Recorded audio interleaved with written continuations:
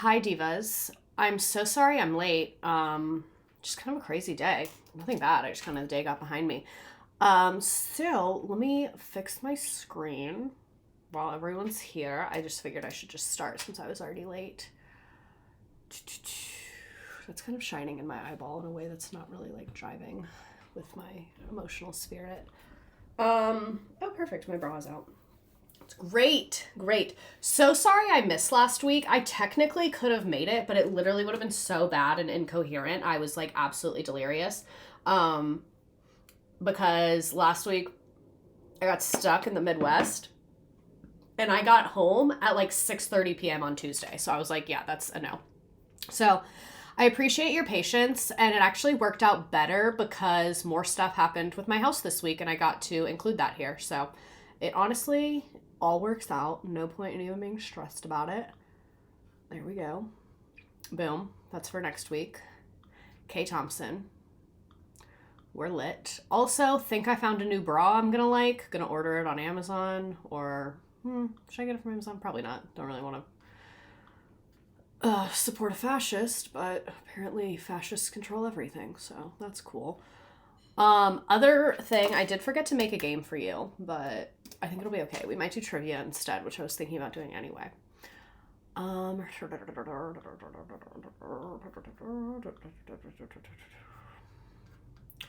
there's so many people in the chat. I need to pay attention to you. Okay. Boom. Boom. Boom. Okay. I don't know. Window capture. There we go.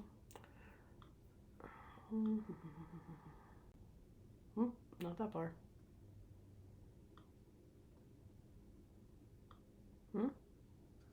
There we go. Not quite. Let's try that again. It like recenters it every time, which is annoying.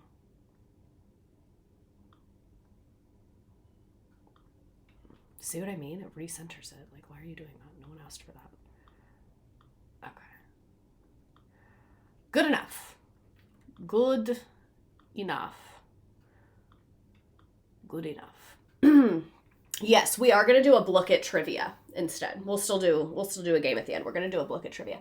Okay, let me catch up in the chat and let's freaking do this thing. Doinkies, thank you for subscribing. Missed you all last week too. Yes, I got stuck, but then I got home, but then like I didn't have time to make this because I was driving. It was just a lot. So I was like, you know what? We'll just punt it to next week. It's cool. Hi Barbie, so excited for this stream. Trying to buy a house now in Florida. In Florida. Why was I excited to be in your top 1% viewers on YouTube? You should be. I'm excited too. Your streams have been my emotional support background noise this year. That makes me happy. AJ Jenkins, thank you for coming back. Hi teacher, hi class. We are going to do a look at your timing couldn't have been better. We're debating putting an offer in on something. Okay, great. So glad you're back. Not doing well and need a morale boost. Yeah, the nation is not doing well. A lot of us individually are not doing well.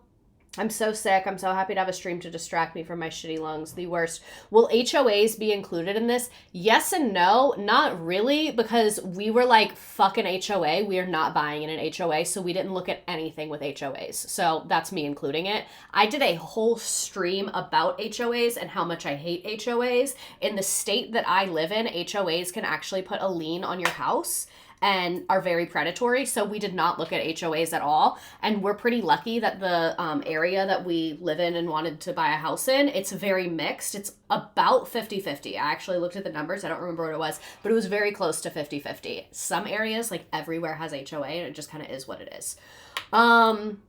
Which pays you better, replays on YouTube or Twitch? It's hard to say. I'll be transparent with you all. I make about the same amount per month on both, and it's not that much. Most of my internet money comes from either TikTok or Teachers Pay Teachers. Like, that's where most of it comes from. With Twitch, I get paid on subscriptions, not views. And with YouTube, it's the reverse. So do with that what you will. If you would like to subscribe, if you have Amazon Prime, it's included in it. And I think it might be included with some credit cards and other random things. Our economy's a joke and is run by 3 companies. So sometimes you can get it for free through other stuff. And I get paid that way. And then with YouTube, it's by views. So there's either or, like whatever's easier for you. It really doesn't make a huge difference. This might help me with buying my grandpa's house. HOAs deserve death. I feel like buying a house is such a far off dream. That's why I kind of wanted to do this. And before we get into the nitty gritty and the details, I want to say, like, I am not a financial advisor. This is not financial advice. This is not legal advice. I am not qualified to tell you about what to do in your situation. I'm just sharing what we did in our situation. And I felt very lucky because I always felt like, oh, I'm never going to be able to buy a house. Like, I considered it such a far off dream. And for those of you that, a couple people know this, I've talked about it before, but Mr. Redacted works in finance. He does not work with clients in an advisement capacity now, but he does have like the knowledge for that and the background for that. So that made it a lot more approachable to me, like doing it with someone that like really, really knows what the hell they're talking about. And then I also worked in real estate. So I would say like I know a little bit more than the average person. And the reason why I wanted to do this stream specifically is because it did not take nearly as much money as I thought it would to buy the house. Like, I was actually shocked how little it took for us to buy a house. What I was also shocked at is how expensive the following months were. So it went very differently than I expected. And I was really, really shocked at how little we had to put down. And we also did not pay any of our closing costs. I think we had to pay $250. So that's kind of why I wanted to do the stream about it, because I had never heard from like a regular person about how they bought a house. Like, everyone I knew, either like their parents bought it for them, or their parents gave them a ton of money and guided them through it, or like whatever. So I had never heard from like a regular, relatively young person who was a first-time home buyer that did not get family help about how that went down. So I just kind of wanted to create a space. I wrote out exactly what happened. I'm probably just going to skim over it. I mainly just did it so I would remember and like stick to it and to give you all the details. So we're going to kind of go through it, but it's really open if anyone wants to ask questions. I don't know the answer to everything, so I'm not going to tell you I have the perfect answer for everything, but I'll just tell you from what I know. Cries and bidding wars still. We're even offering to pay our agents commission to try and get an offer accepted. That is rough. I also will say, where I live, the housing market is not nearly as crazy competitive or hot as some other areas are. It's not cheap, but compared to the national average, it's not bad. I think it's about the national average, actually. So yeah, let's go ahead and get into this and talk about it. At the end, I'm going to do questions. So you can submit them in the chat and I'll probably see them. But if you like really have something specific that you want answered, there's a little Google form. I just put it in there. And I'll do those at the end. So let me kind of get into like the motivation behind it. Like I said, never thought it was realistic. Like I literally didn't even let myself think about it because I was like, people don't do that. Like, people don't do that. And then Mr. Redacted was one that was like, oh, I really want to buy a house. And I was like, we can't do that. And then he was like, yes, we can. And kind of explained it. And my main motivating factor was that I didn't like that the majority of my income was going towards something that was not building any assets for me. So like, that's what was appealing about home ownership to me, was that like, at least the money is going into something that I own rather than maintaining someone else's property. The other big motivating factor for me is that I really wanted to live in a house. Like, I've been living in apartments for a while, not as long as some people. But I'd been living in apartments for a while, and we lived in a rental house. I loved our rental house so much. I loved that rental house, but it was like old. It was not clean. It was not in the best shape. And that is the condition of most rental houses. I really love being home. I'm a homebody. My home needs to be like clean and in order and at peace. That's something that's really important to me. So after he kind of like explained the numbers to me, I realized that it actually like was something that I kind of wanted to do. I'm going to be frank. This is like very transparent vibes. Like, this is going to be like eldest sister vibes right now. If it wasn't for him, I probably wouldn't have done it. For a variety of reasons. One, it would have been a lot more financially difficult. Obviously, 2 incomes is a lot more than 1 income. 2, it's like stressful. It was really nice that he like understood all the paperwork and was able to explain it to me. And 3, like I said, just didn't even know that it was possible, which is kind of why I wanted to do this, because I'm not saying everyone should buy a house, but I think a lot of people are just like really deeply uninformed about it, myself included. And so I kind of wanted to just go through our process and the timeline and all that. So we started talking about buying a house in like 2024. We lived in a rental house that we signed a 2-year lease on. We moved into that rental house in 2023. So like halfway through our lease, that's when we were kind of like, do we want to re-sign this lease? What do we want to do? So I would say in terms of like the money aspect, there's a typo in this. I like, to be quite frank, worked my ass off. Like I really did work my ass off. So this is kind of the like timeline of what happened. When I was living in Miami, my bills were astronomical. So I was used to working about 60 hours a week and working a full-time job and doing the internet, and I required both of those incomes to live. So that is what I was used to. We moved out of Miami to a much lower cost area, suburb of major southeastern city, and my income stayed the same. It actually rose because I started doing more on the internet and teachers pay teachers and stuff. So my income rose a little bit and my expenses dropped dramatically by like 30 or 40%, like a big drop in expenses.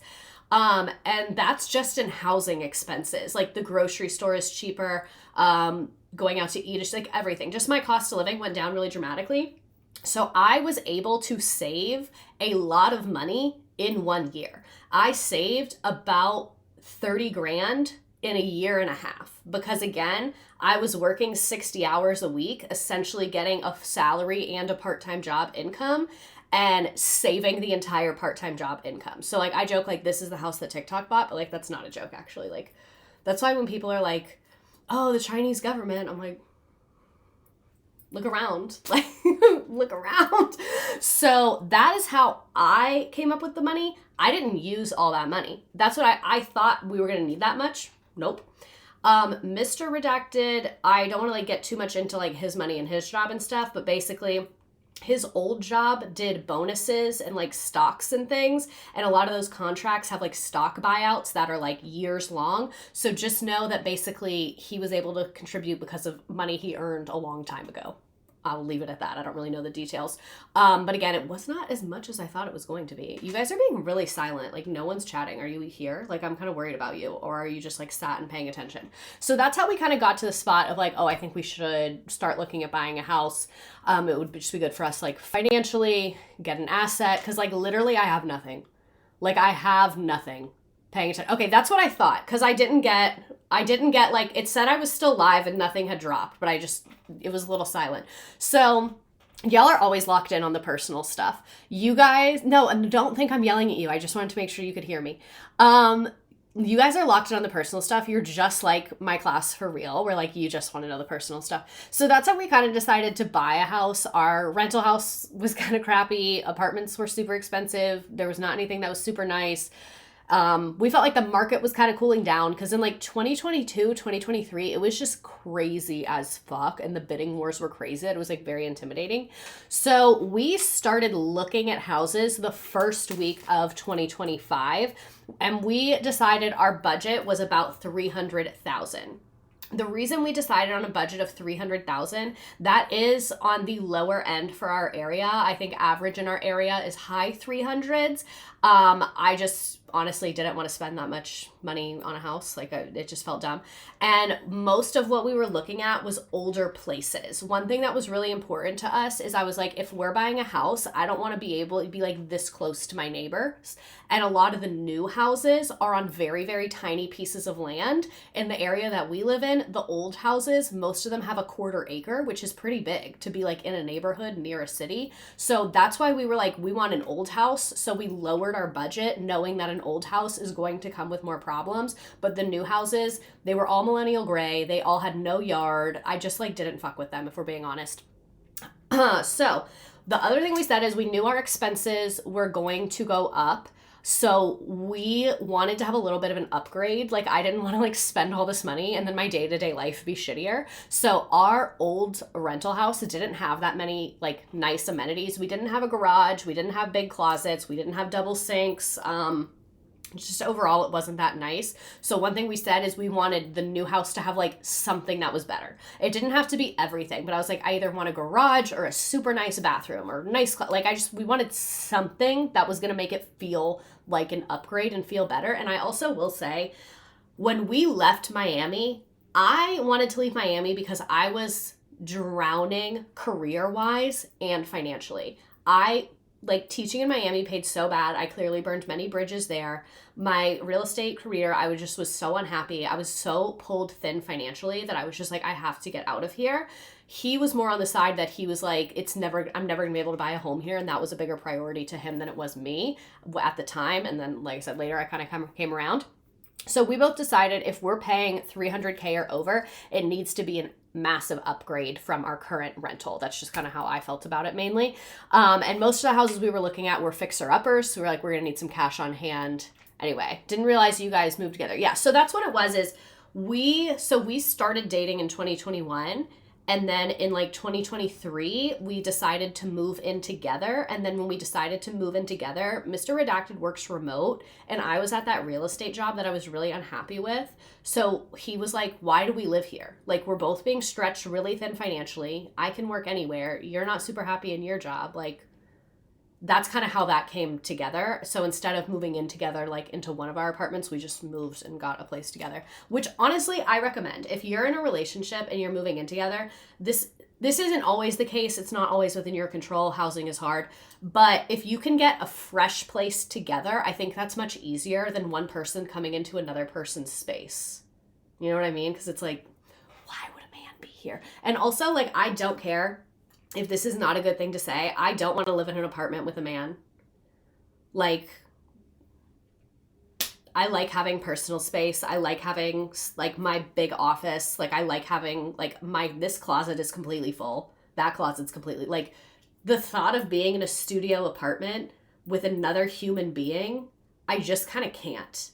I can't. And like when we lived in Miami, great situation. I had a roommate. He didn't, but our apartments were like less than a mile apart. So like neither one of like, we would be around each other all the time, but then like my home is right there. Like, so it's like, I don't have that much shit here. So like, that's like, it just, so to like, just to have like a full grown man just in your studio apartment, I just can't. Like, I can't. So that's also why I was like, I love you so much and I want to live with you in at least 1,000 square feet. You know what I'm saying? Like, you need your own rooms, especially when you work from home. No, literally. That's what everyone makes fun of us because, like, all of our extended family, they're like, you have a house, you should have a baby. And I'm like, where? Because every room is taken. Like, I can't have a baby. I have a pink disco room. You think I'm going to take down the pink disco room for a fucking baby? Are you kidding me? So we start looking at houses. Mostly everything was terrible. Like, being a first-time home buyer with a lower budget is actually a humiliation ritual. So most of the houses in our area were either built prior to 1960 or they were torn down and replaced with millennial gray monstrosities, which was horrifying. Oh, walking or driving, either or. Sometimes one, sometimes the other. It would just depend on what was going on. Like, usually if I was coming from work, I would end up driving. It just depends. So we were kind of limited in our search. We were like very zoned in. A lot of things were getting filtered out. No, it's not a weird question. This is open book time. If something's a weird question, I'll ignore it, so don't worry about it.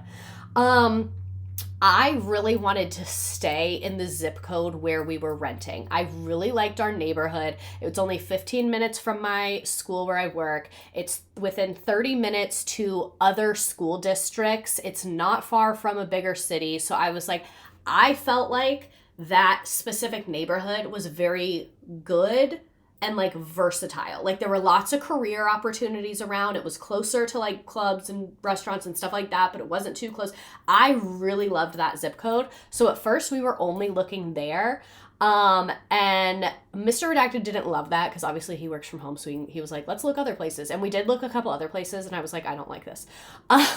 So we looked until February. We probably saw about 20 houses. Why would you tear your life apart for a baby? You don't even know them. No, literally. Like, what if the baby is annoying? Like, that's the thing, you gamble, you don't know. So we saw probably 20 houses. We went out about 5 times and saw 2 to 5 houses each time. We also were looking in a very concentrated area. So we would literally look at like 4 or 5 houses that were in the same neighborhood or like the same general couple streets. And there were a few that we saw more than once where we liked it. We went back. We probably looked at hundreds online. I did most of the looking. The way that me and Mr. Redacted like to do things is we're very much like a divide and conquer type of couple. We have very different strengths In real estate, my strength was in looking, because when I worked in real estate, that's the end I was on. I did not work on the transaction financial end.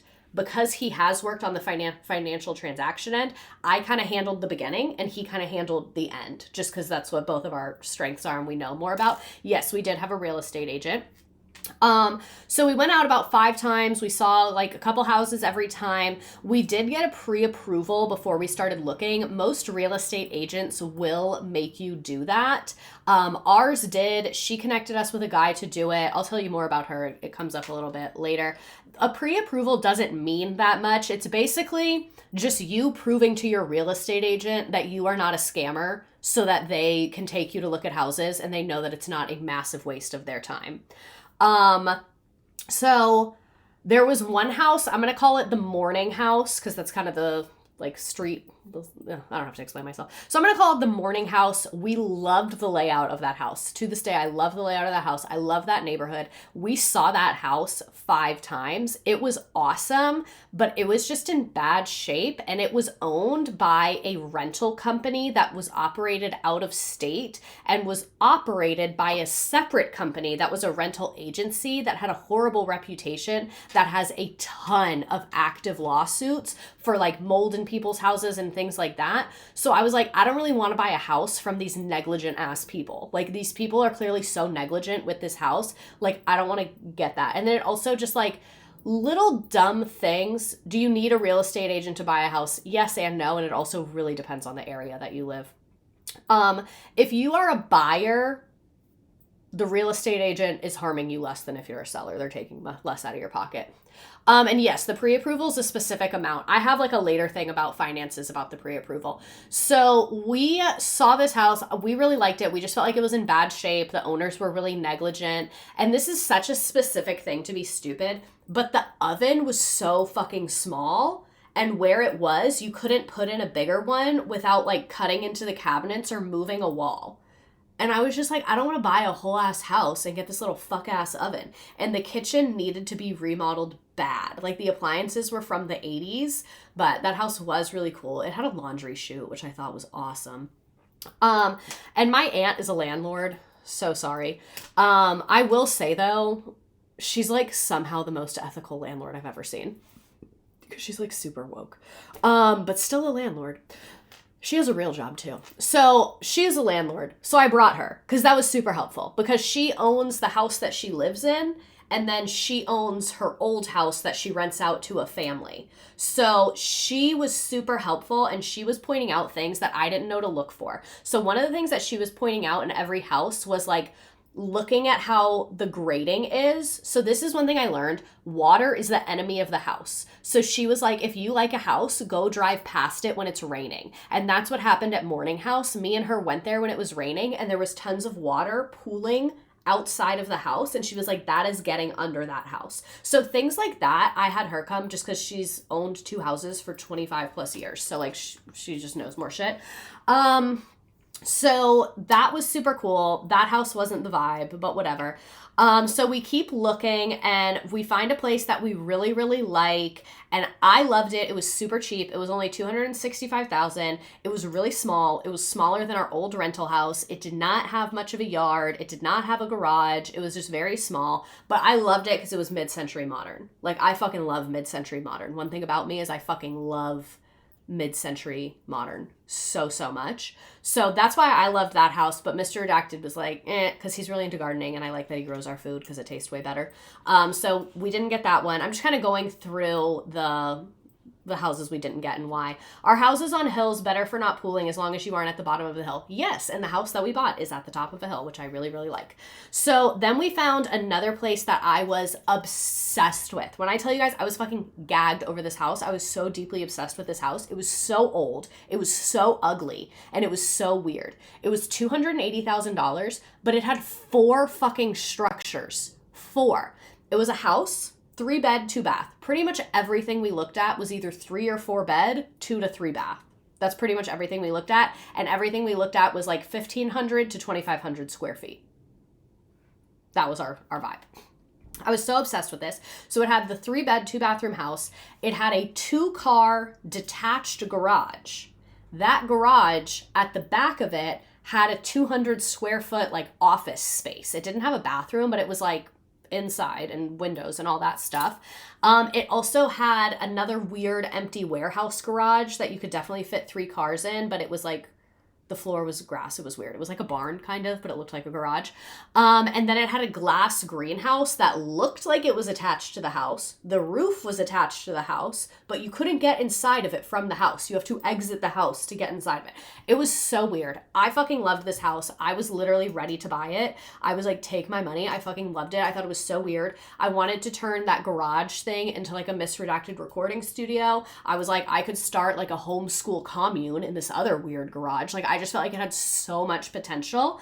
And I was like so excited. I talked to my uncle about it because my uncle is a contractor and I wanted to know about this one spot, if we could turn it into a doorway. Like, I was like gung-ho on this house. And then I tell Mr. Redacted, because he came to pretty much all of the houses. I don't remember why he wasn't there for this one. I don't know if he had an appointment. This was like the only one he hadn't seen. So I get so excited about it. I'm like, come see this house, come see this house. He's super hesitant because he's like, what the fuck do you mean it's 4 houses? Like, what's wrong with you? And he comes in. First room, the kitchen was at the front of the house. He opens a drawer. There's rat poop in it. He closes it, leaves. He's like, no. And I agreed. I was like, fuck that. Like, I am not dealing with rats. Absolutely not. For it to be in a kitchen drawer, no. So that was kind of heartbreaking, but whatever, I guess. So all that to say, like, it's hard. You look at houses, you get attached to them, you think about yourself in them, you think about your furniture in them. It's very emotionally exhausting. That I did not expect to be so emotionally exhausted going through this. Like, to get attached and then not like it, or something happen, or you find something out, like, that fucking sucked. And again, that 4 house, like, think of the homeschool commune I could have. Think of it. So in late January, early February, we find a house that we really like. Let's call it Corner House. So that was about a month of looking. We went out about 5 times in a month. We were going out usually 1 day a week and looking at a couple houses each time. So we find Corner House. I'm calling it Corner House because it was on a corner, so it had a much bigger lot than most of the other houses. And we love a big lot because the garden, we both like to be outside, we like privacy, like we love a big piece of land. So it had perfect size lot. It was like almost half an acre, big ass fence. The primary bathroom was gorgeous. It had double sinks, a really big bathtub. I loved it. It felt like very much upgrade. One of the bedrooms, because it was a family's house, one of the bedrooms was all pink and purple, and they were like, the sellers are willing to repaint it if you want it. And I was like, I want you to leave it like this, because literally like the walls were purple and all the doors and the trim were hot pink because it was a little girl's room, and they were like, don't worry, we'll paint over it white. And I was like, I'll kill you. I loved that house. It was so cute. The kitchen was cute. It didn't have a garage. It was $290,000. My favorite thing about it is the attic had a full staircase instead of like a pull down ladder. So hypothetically, you could finish out that attic and use that for like an office or a recording studio or storage or whatever the fuck you wanted. Buying a house start to 3 years truly does sound like the trenches and requires a lot of endurance. No, it really does. Homeschool the rats, raise an army of rats. So I loved that house. And then we were like, we love this house, we love this house. And our agent pointed out to us that in the disclosures, it said that they had to do foundation repairs. And the owners had only lived in it for 2 years. They were already selling it for less than they paid for it. And it had a disclosure about foundation repairs. So I was like, that's fucking weird. So I was like, why are you selling this house, losing money, whatever? So we look into it. Apparently, the previous owners, before the people we were talking to, took down a load-bearing wall and did not put in extra support under the house. I still, to this day, do not know where this wall was. Because I was like, okay, then where was the wall? And no one could tell me, which I found weird. So the current owners had a report from a structural engineer from October 2024. Again, this is like late January, early February 2025. So very recent structural engineer report. That structural engineer report says that it doesn't really hail or snow here, very rare. Garages are more optional here, but I wanted one because I don't like my car being cold. So that report said we did work on the foundation. We put in supports. They're temporary, but it's secure. It should be good, blah, blah, blah. I really liked our agent. The fact that she pointed this out to us, she explained to us what it was. This is how we found our agent. I worked with her years ago. When I worked at that fancy hotel, she trained me because she was getting promoted. That's how I know her. And then she later on went into real estate. So because I have worked with her like this, like when I say we have worked together, 14-hour days in 100-degree heat at an outdoor restaurant serving 1,000 customers. I have seen this bitch in the heat of battle, okay? And I have seen her always do the right thing for a customer. Even if it's going to be more work, even if she's not going to make more money, she's very like customer service. So that's why I was like, is she the most experienced agent in the world? No. Is she probably like the nastiest fighter that's going to get us the best deal? No. But I felt so much trust with her, which was the most important thing to me. And she had been a first-time home buyer relatively recently in a rough market too. So I was like, I feel like I can really trust her to not fuck us. And that's what is most important to me because we're going into this kind of ignorantly. So that's why I really wanted to work with her. And I don't regret working with her. I did really like her. So I already had a relationship with her. And she worked really hard to protect us. So what we did when we submitted this offer is in the offer, she told the agent, hey, they're putting forth an offer. She had what's called our earnest money. When you put forth an offer, you don't put like all the money. You put a little bit of money to be like, I got you, bro. Instead of putting that directly with them, she did it in her brokerage's account. I don't know every detail on this. This is kind of your agent's job to know this. It also varies by state. So like, because she did it through her brokerage, because she was like, a lot of times I'll do it through the other brokerage, but because of this foundation thing, I just wanted my team on our side in case anything crazy goes down. And then with our offer, we put like a contingency that we wanted more information about the foundation and that we wanted it inspected and that we would be able to pull our offer within a period of, I think it was 10 days. We had 10 days of due diligence to pull our offer and we'd get our money back, because that house had those foundation issues. So this is what Mr. Redacted wrote up. There's a couple of these in here because like I said, he's more the finance one. What's the difference between being pre-qualified and pre-approved? A pre-qualification is very informal. You can provide income and asset information over the phone and they tell you how much you qualify for. You don't have to submit documents and most of the time your credit is pulled. A pre-approval is more involved, but still informal. The loan officer collects actual documents and bank statements and pulls your credits. Then they verify everything and give you a pre-approval letter. So this is what we got from a guy that our agent recommended.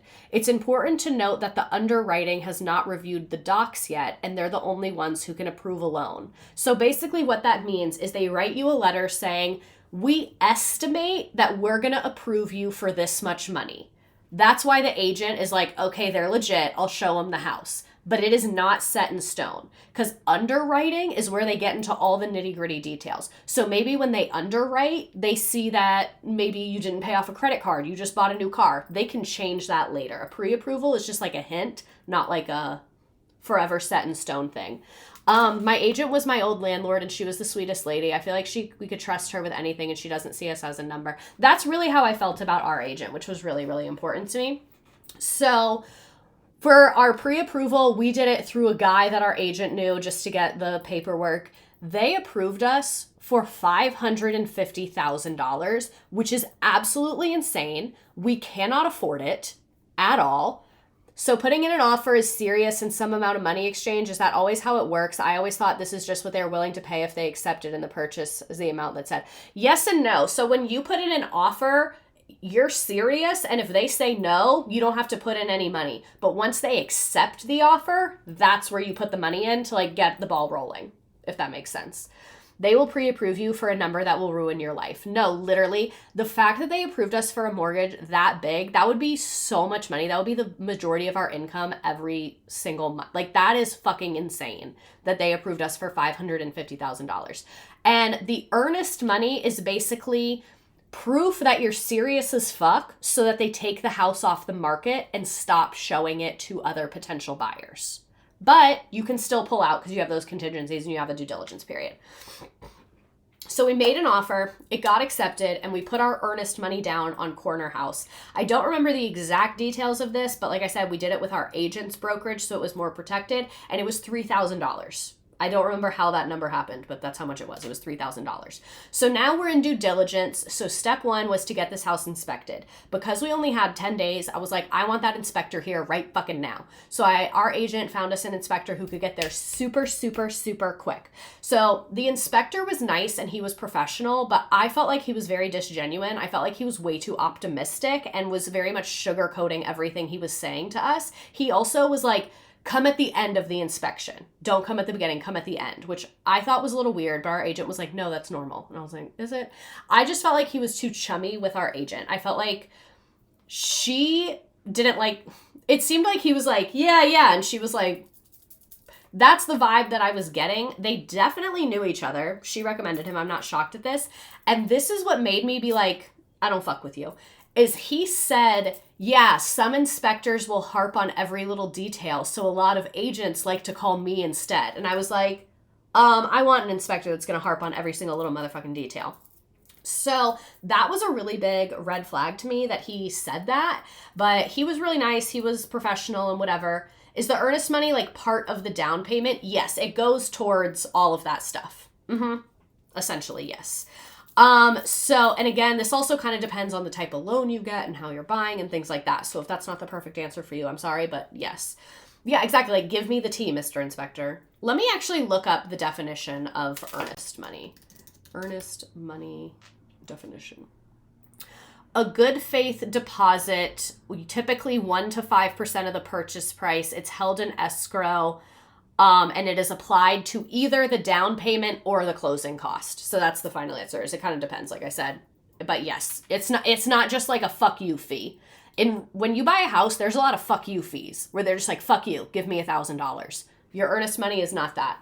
We bought our first home within the last 2 months, and the inspector we chose told us to come at the end for a full rundown, but we pulled up earlier than anticipated. He had no issues with it. Suggesting universal housing for 2026 feels delulu, but there's 800 middlemen in the middle for no reason. No, literally, I hate it. So these are the inspection pictures of Corner House. I had never ever seen an inspection report, so that's why I included this. The report was 78 pages. So we're not going to go through the whole thing, but these were some of the things they found, like some areas that nails were sticking out. They found some rodent activity in the attic. This is what I was saying is the grading. Like, it's sloping down to the house. So you see how there's no grass growing right there? That's a red flag. That means that water can be getting under the house and that area has too much moisture. So that is one thing that it was cool that this guy pointed out. They also saw previous termite activity, but the house did have a termite bond. I had never heard of this. A termite bond is basically the termite company kills all the termites and then insures the house. They're like, we fucking promise there's no termites at this house. That bond stays with the house. So if 5 years down the line, I was like, there's fucking termites, the termite company would have to come deal with that, and I would not be paying for that because the bond was like already done, is the way it was explained to me. But we didn't buy this house, so I didn't really look into it that much further. So they said that there was rodent activity in the crawl space as well. I just didn't like that everyone was being so chill about the termites. Everyone was like, there was termites, but it's fine. It's bonded, which I felt like was fucking weird.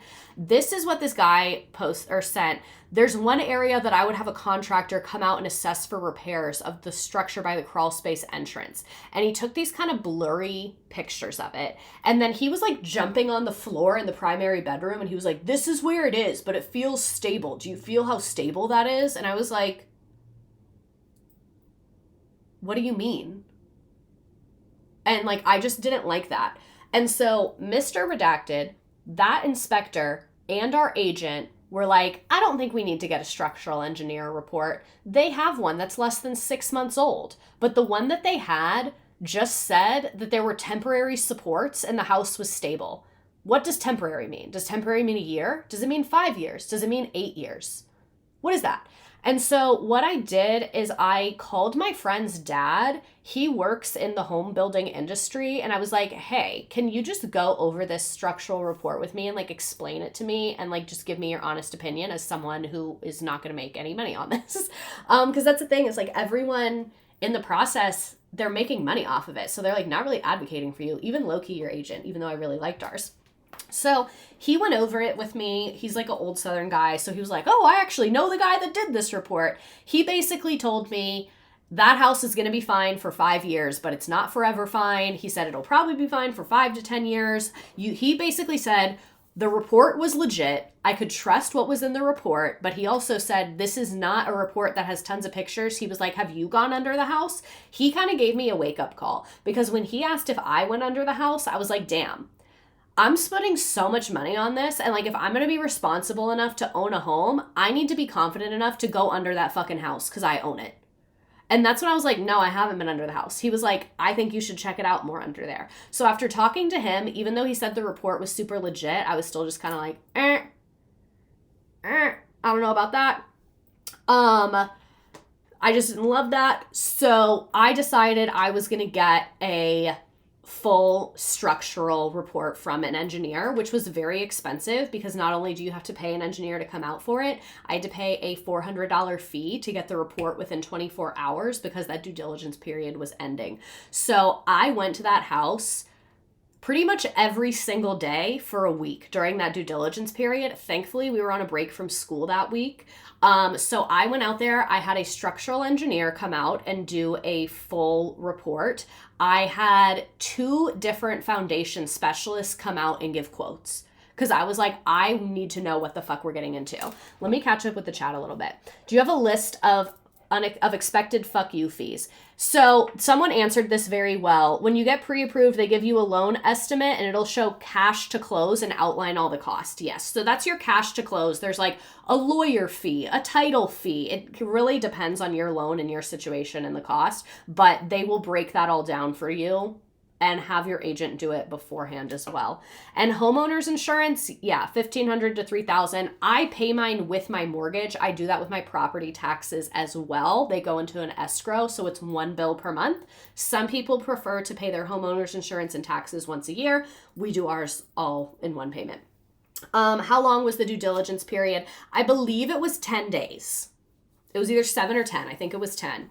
From the time you put the offer in. So I didn't like this like temporary solution under the house. So I got the foundation specialist and I have the structural engineers come out.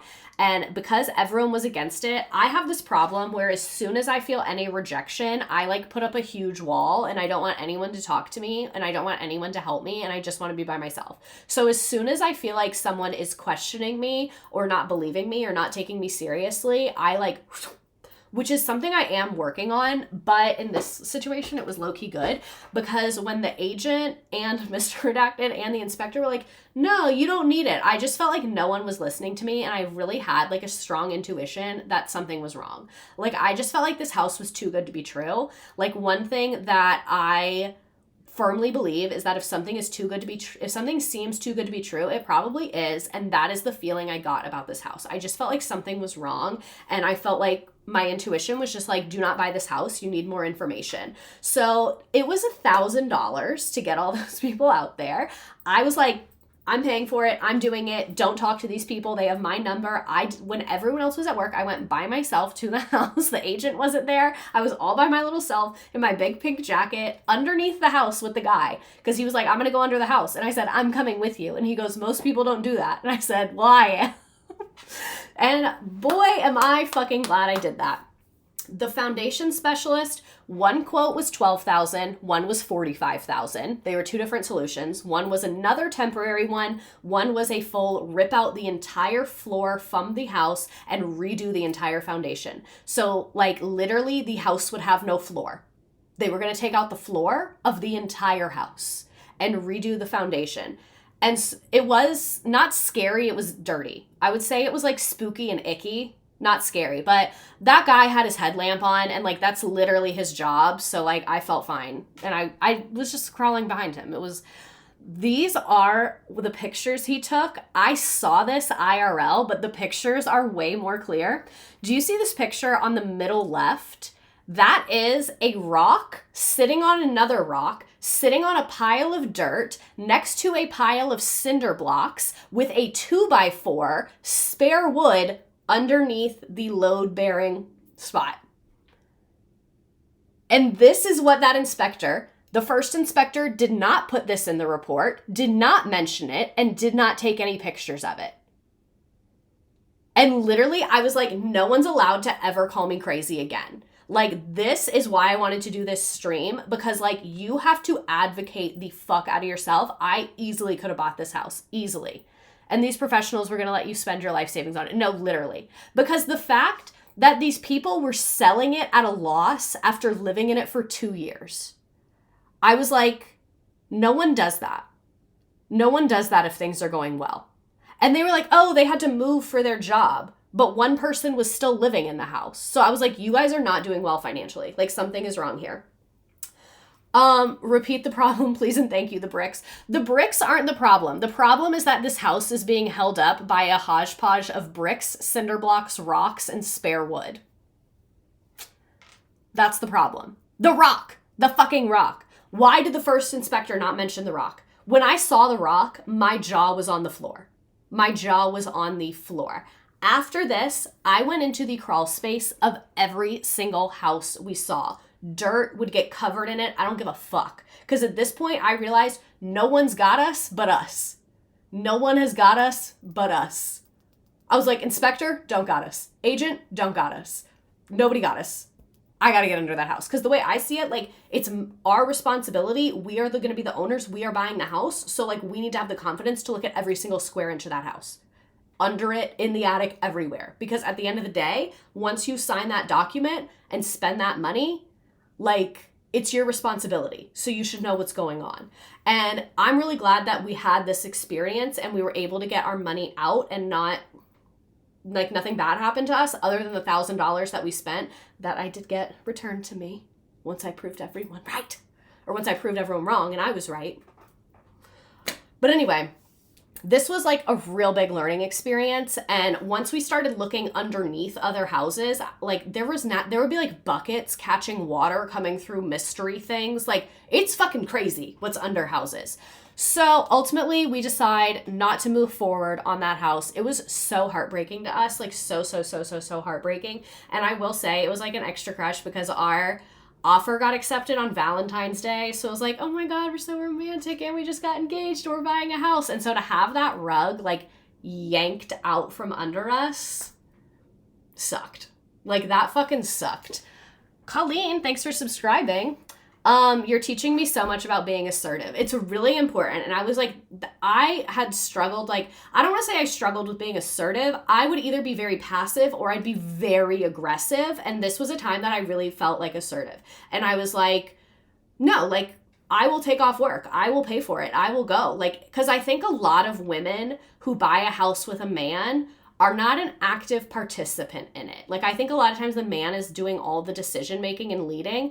And I was very conscious of that and really wanted to not do that, especially because he knows so much more than I do. It would have been so easy for me to just be like, you deal with all the inspection and the finance. All I want to do is look at pictures on Zillow. But I was like, no, bitch, like, you're an adult woman and you're putting in money and your name is going to be on this house too. Like, you need to know what the fuck's going on. And if something doesn't feel right to you, you have every right to like stop it in its tracks. And I did. And like, I will say, like, that gave me so many W points. He was literally like, oh my God. Like, he was like, I'm the luckiest man alive. And I was like, you actually are. So it sucked super fucking hard. It sucked super hard. I don't think it would have been a good investment. I don't really know what happened. I just remember being like, this is done. And then our agent, she did the calls. She did all the things. The earnest money, I don't want to say we didn't get it back because we did. We decided to leave it in her brokerage and then applied it when we did buy a house a couple months later. So we didn't get it back into our accounts, but it was applied to our future sale. It just was going to take like a lot to get it out of the brokerage and then put it back in the brokerage. It just didn't make sense. So we just let the brokerage hold it until we were ready to put in another offer. I do weaponize some confidence around these kinds of things when I'm with a man, but I'm going to change. I was on the same vibe. Like, the first couple houses, I was like, ew, I'm not going under the house. And then I saw that fucking rock. And I was like, oh, bitch, you're getting under that fucking house. Like, that, feminism is getting under the house. Like, I'm so sorry, but it is. Feminism is yelling at your husband, being like, fuck you, I'm getting the structural engineer report, and then getting under the house with the structural engineer. And the structural engineer was a fucking G, let me tell you. This guy pulls up Range Rover, diesel jeans, hoodie, And then we go under the house. He's like, go back in your car. I'll take the pictures and then I'll come talk to you.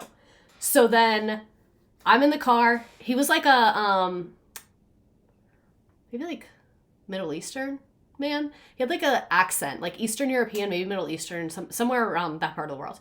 And so he knocks on my window, has me roll the window down, and he goes, do you want this house?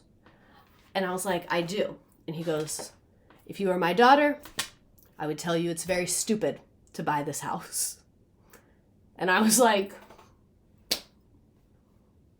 that's all you needed to say. And then he sent me the full report, the rock, like it was so worth it. It was so worth it. And like, was it expensive? Yes, but it was worth it. Because imagine if I was in a house that needed 40 grand of foundation work. Like, could you imagine? So that sucked super hard, but learned a lot through it.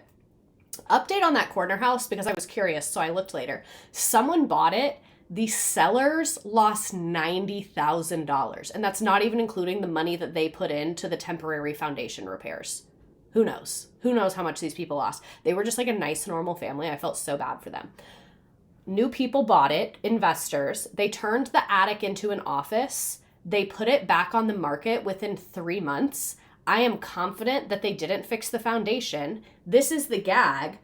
The disclosures probably did not list any of those foundation issues because those sellers didn't do it. Because the disclosure says, have you done any foundation work in the time you have owned this house? And they didn't. So now a new person bought that house and is just going to get fucked in 4 to 10 years. So, but like they didn't uncover it. You know what I'm saying? The previous owners uncovered it.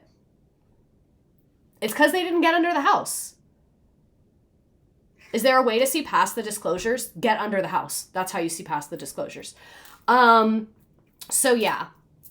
I think that sucked. Like, that just fucking sucked. I felt really bad for them, and not bad enough for me to enter the situation, but I just felt bad for them. And I feel bad for the new owners because they don't even fucking know. I'm lifting that motherfucker up. No, literally. Mail them a copy of your report. No, literally. And then that seller was like, can we have your report? And I was like, no, I paid $800 for this report. I feel like I would accidentally leave the packet with the pictures in the mailbox. I couldn't be concerned. Like, I got out unscathed. Sorry. Like, I gotta worry about me.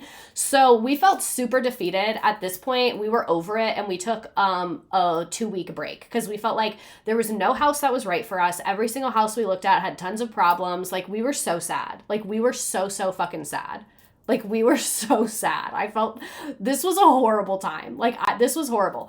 And if y'all know my lore, if you listen to Teacher Quit Talk, this was the exact same time that all that stuff was going down with my ADA stuff and then my contract. Exact same time. Literally the exact, like, I blacked out for 4 months and was literally just going through the motions, putting one foot in front of the other, trying to not crash out. That's what I was doing.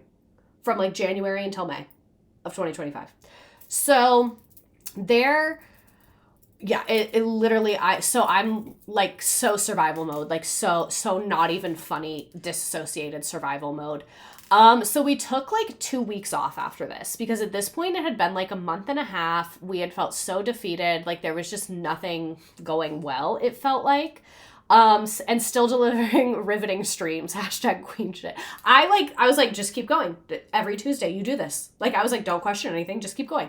So there was a house that I had saved during the due diligence period of Corner House, because I would still get the Zillow alerts and stuff, and I was like, oh, that's a nice house. And I had saved it, but I'd never really looked at it because I was focused on the fucking Corner House and talking to every goddamn structural engineer in America. The house that I had saved was outside of our zip code. So it was not in the area that we were really looking, but it was right on the edge. So it wasn't actually that far. Even though it was a different zip code, it was only 10 minutes from our old house. It was very similar to that morning house. So the one I told you earlier that was owned by a company that didn't take care of the house. This house was the exact same layout for the most part. Little differences, but split level, 2-car garage, 3-4 bed, 3 bath, like very, very similar. The layout that we really liked in the morning house, very, very similar here. So this was almost the exact same layout, but it was much more renovated. Like I said, the morning house had like 1980s appliances, like mold in vents, like floors horrible, huge scratches, but it did have real hardwood, which was cool as fuck. So the house that was very similar, but much more updated. So when we started looking again, our agent sent it to us, and I was like, oh yeah, I saw that a couple weeks ago and saved it. Let's go look at that. So we did another round. After the corner house fell through, we were like, let's do another round. We looked at like 6 houses within one day. One of them we'll call Hill House. That's the house I've been talking about. The one that's similar to Morning House, but much more renovated. Hill House, because it's at the top of a hill. So we looked at Hill House, which was barely outside our current zip code, looked at a bunch within our current zip code, narrowed it down to Hill House and Blue House. I loved Blue House because Blue House was small and didn't have much of a garage, but it had a patio off of the primary bedroom. So there was a door to outside off the primary bedroom. And I was like, holy shit, hot tub. Hot tub. But it was a pretty small house. Both of them were about the same price. Both of them were listed at $320. So we got the disclosures for both of them. Blue House had 4 different sales that fell through. So the same way on Corner House, we made an offer, it got accepted, and then we pulled it. That happened to Blue House 4 times. 4 times. So I was like, gross, what the fuck happened there? And there was some weirdness in the disclosures. So we decided against Blue House, RIP to my hot tub patio dreams, but it just like, it was kind of small. So many people had pulled out of it. The vibe was just off. Like the sellers were being weird. It was just weird. So then we looked at Hill House a few more times and really, really liked it. What I like about Hill House is we got the lore on Hill House. Pretty much every other house, it was from random investors who bought it from random investors, and it had been sold 5 to 10 times within the last 20 years. I just didn't want to, I didn't want like a slutted out house. You know what I mean? Like, I didn't want a house that gets a new owner every 2 years just because I felt like it wasn't going to be well taken care of. I felt like it was sketchy. I felt like that's how things are missing in the disclosures. When you have constant passing of ownership, I was just like, that's weird. Like, that's weird to me. And that was the case with a lot of houses around here because a lot of them were buying and selling to rental companies. So Hill House had less sketchy lore. We've never gotten to multiple showings. It would be so nice for my nervous system. Really, I felt like it was kind of overwhelming. They would all blur together.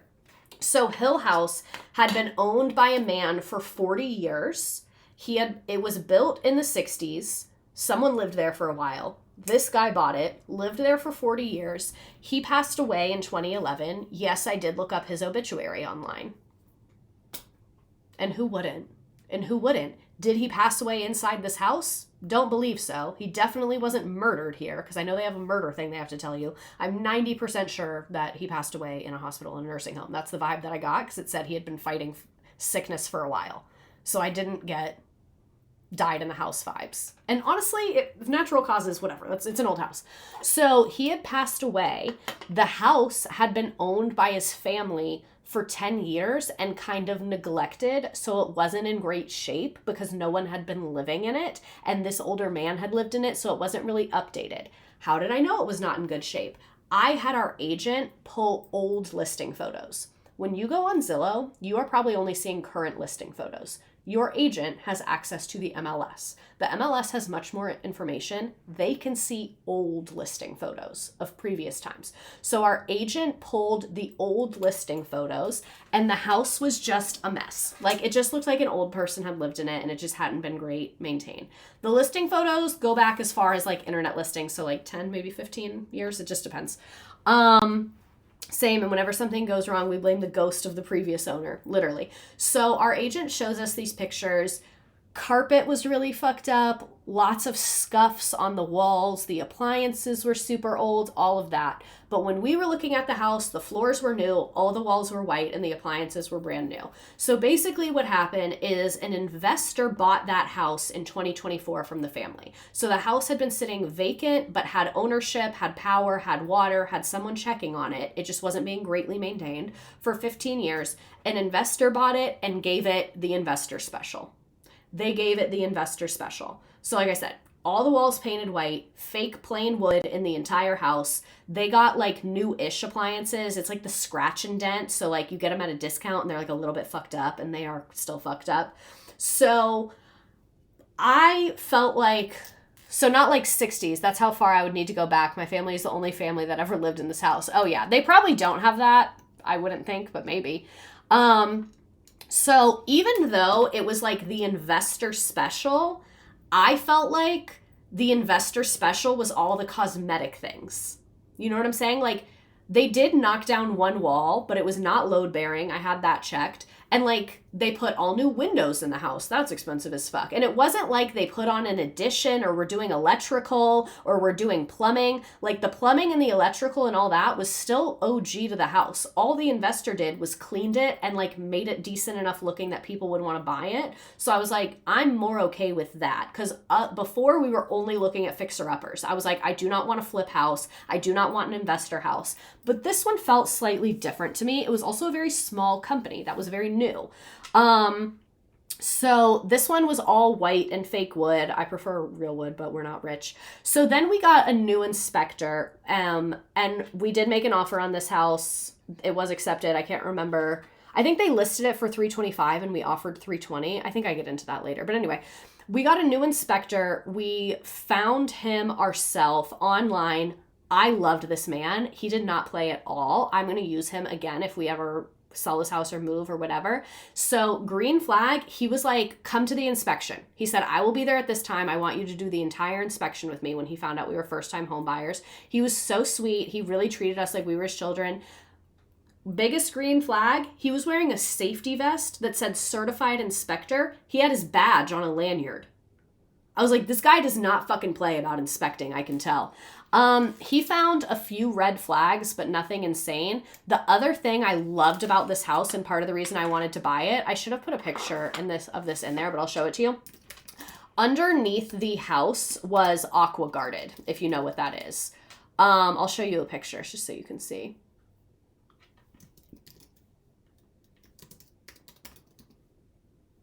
Why can't I type? So AquaGuard is basically like a giant, oh, I'm misspelling guard. No wonder it's not working.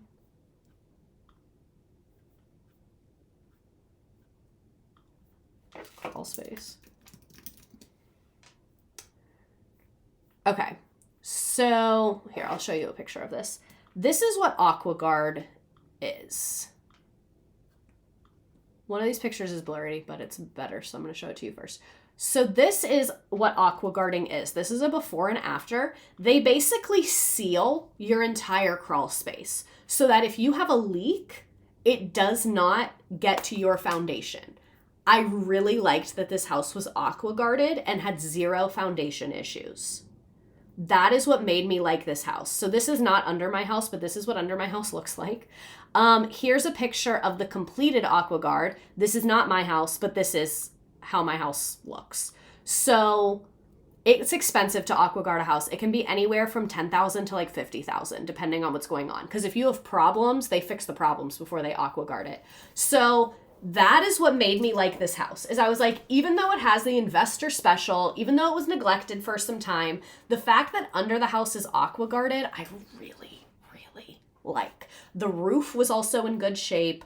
The water heater was relatively new. And yes, a lot of the houses do not have basements near me. Some do, some don't. None of the ones we were really looking at do. Some of the newer ones do. We looked at one house with a basement, but it had leaks in it. It was weird.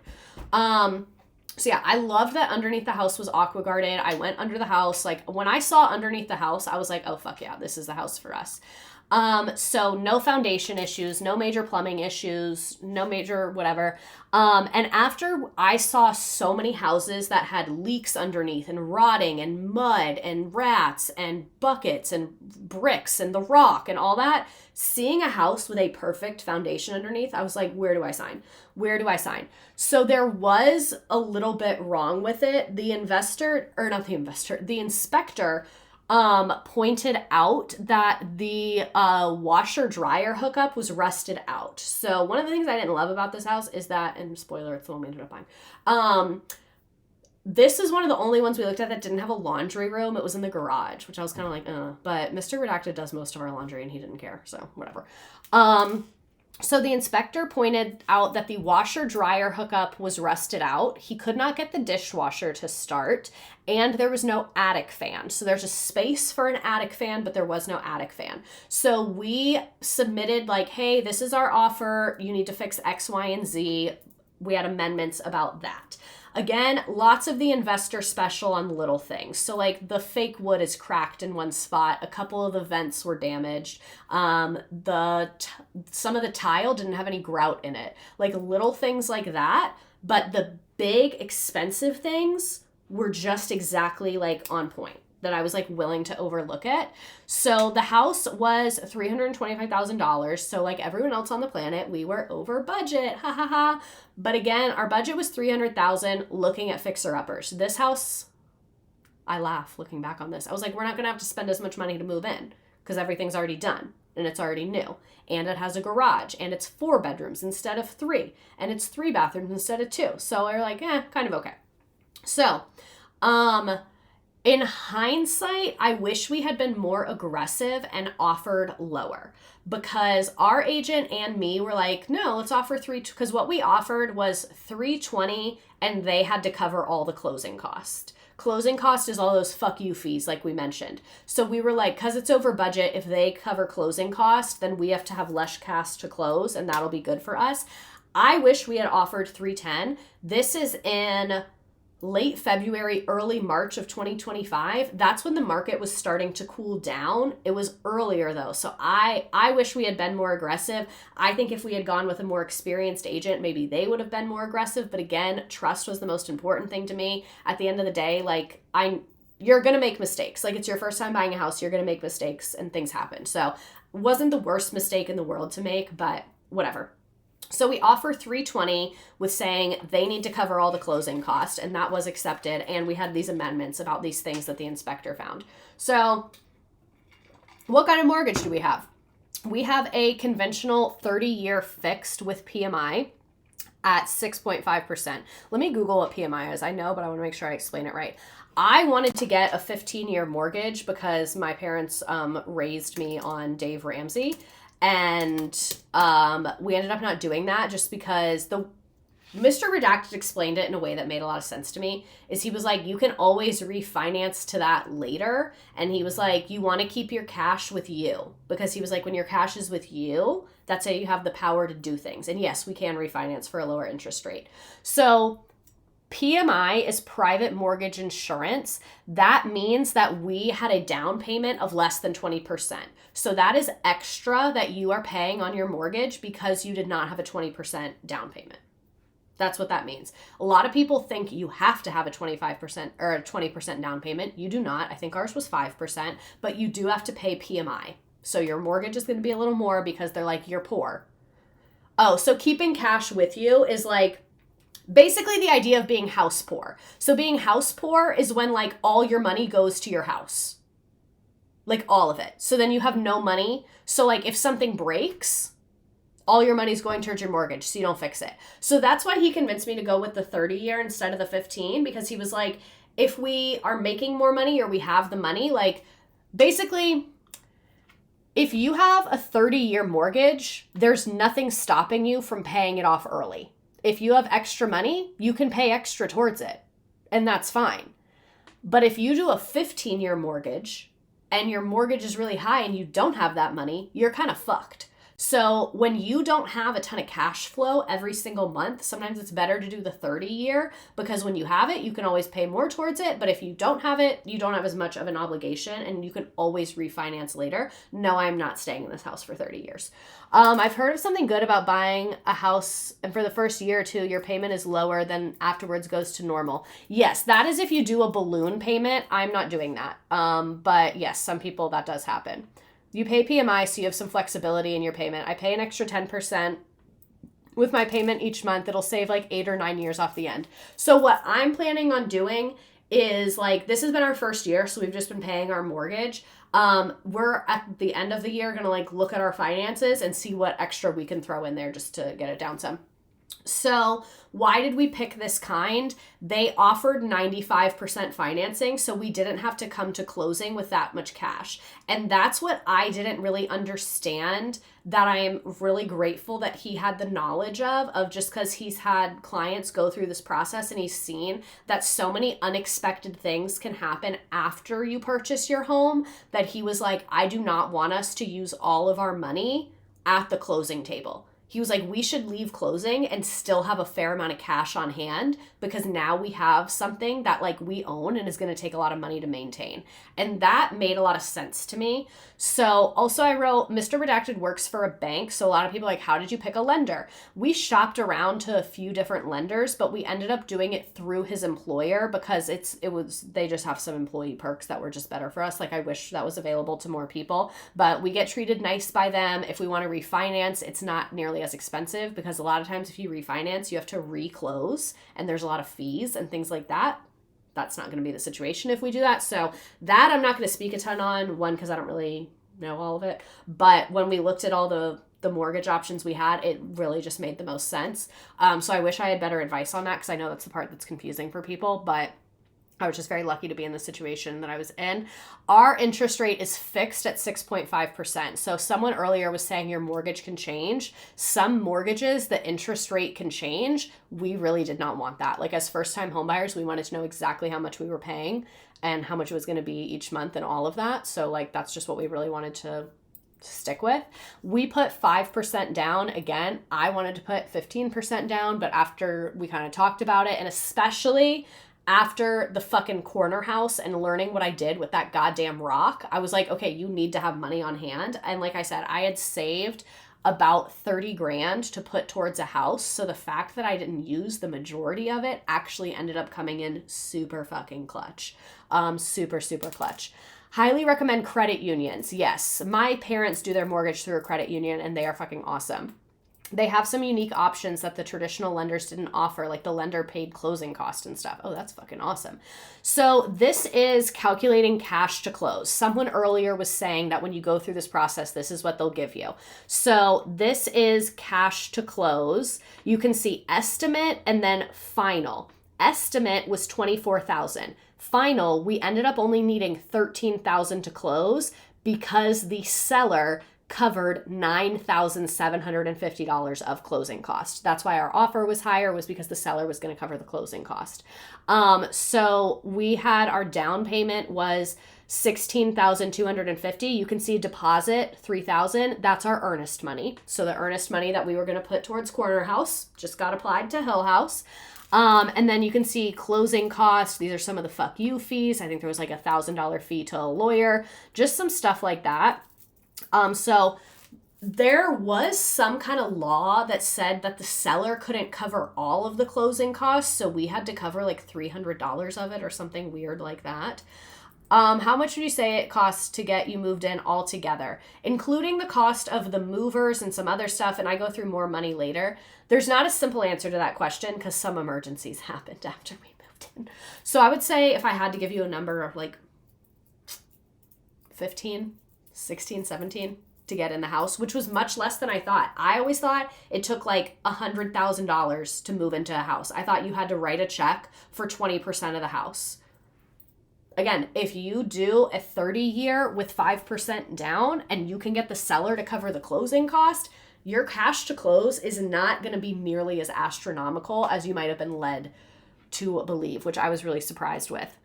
What is escrow and how does it work? So along with your mortgage, you pay principal and interest. So principal is how much money you're putting towards your loan. So they gave us a loan for like $300,000. Principal is what goes towards that. And then interest is the interest.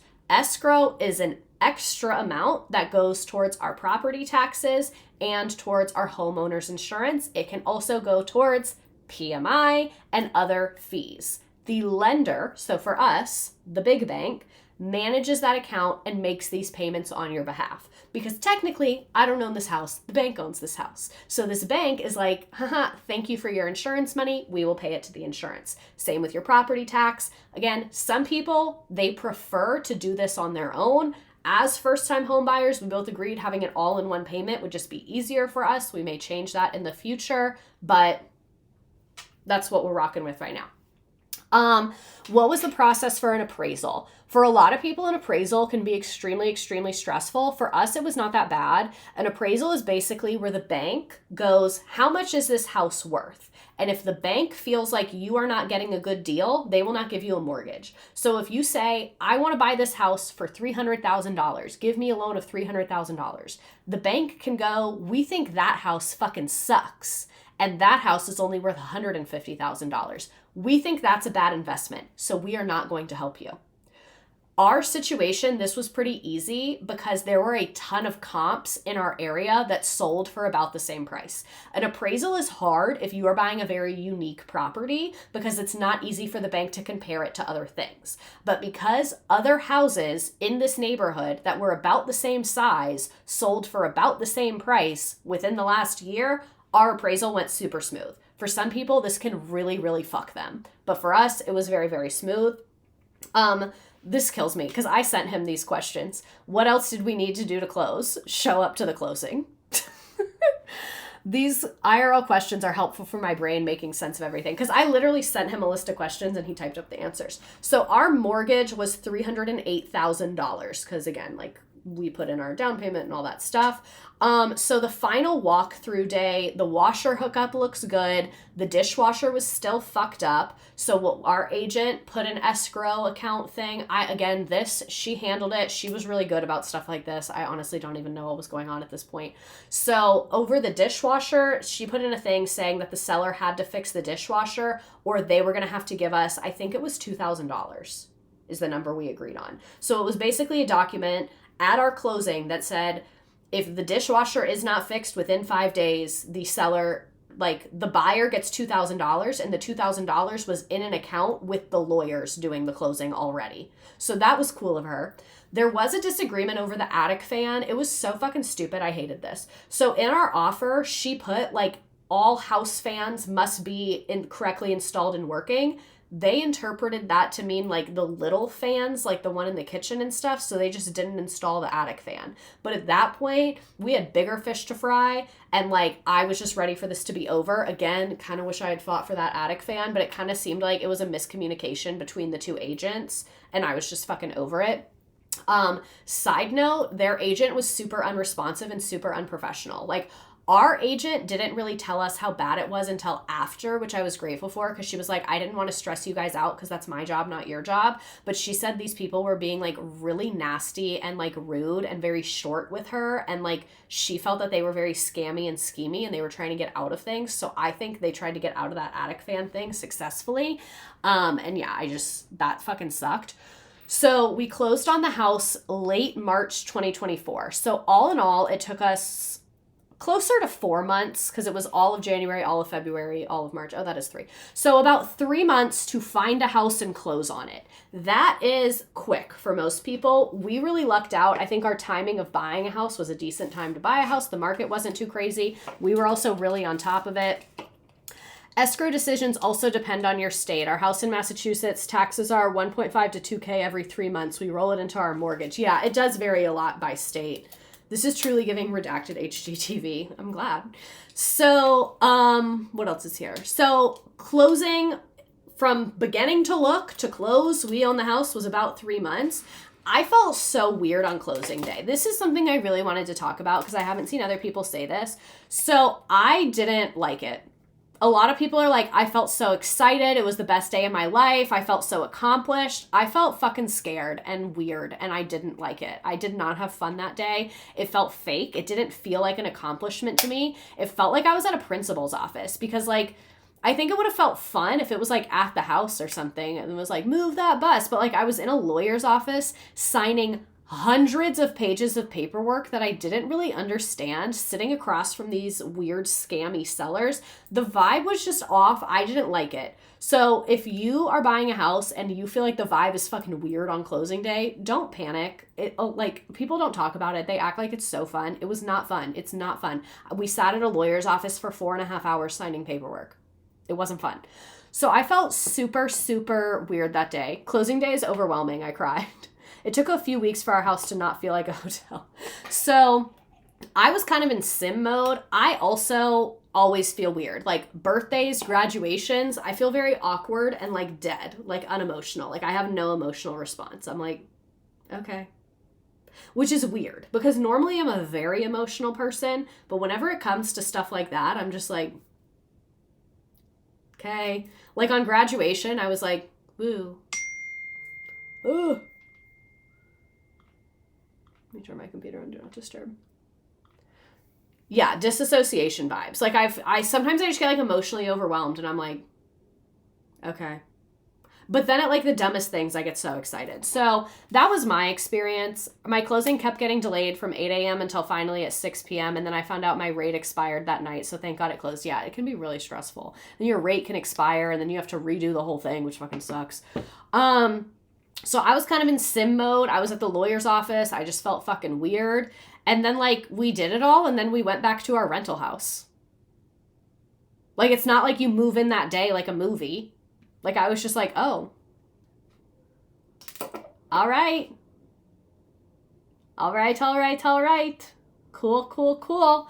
The whole process was stressful. I hated the lawyers and the paperwork. We were signing so much stuff. I had no idea what I was signing. It was hundreds of pages. At this point, I hated the sellers and I felt weird being around them. They had a really negative attitude. I felt that their energy was bad.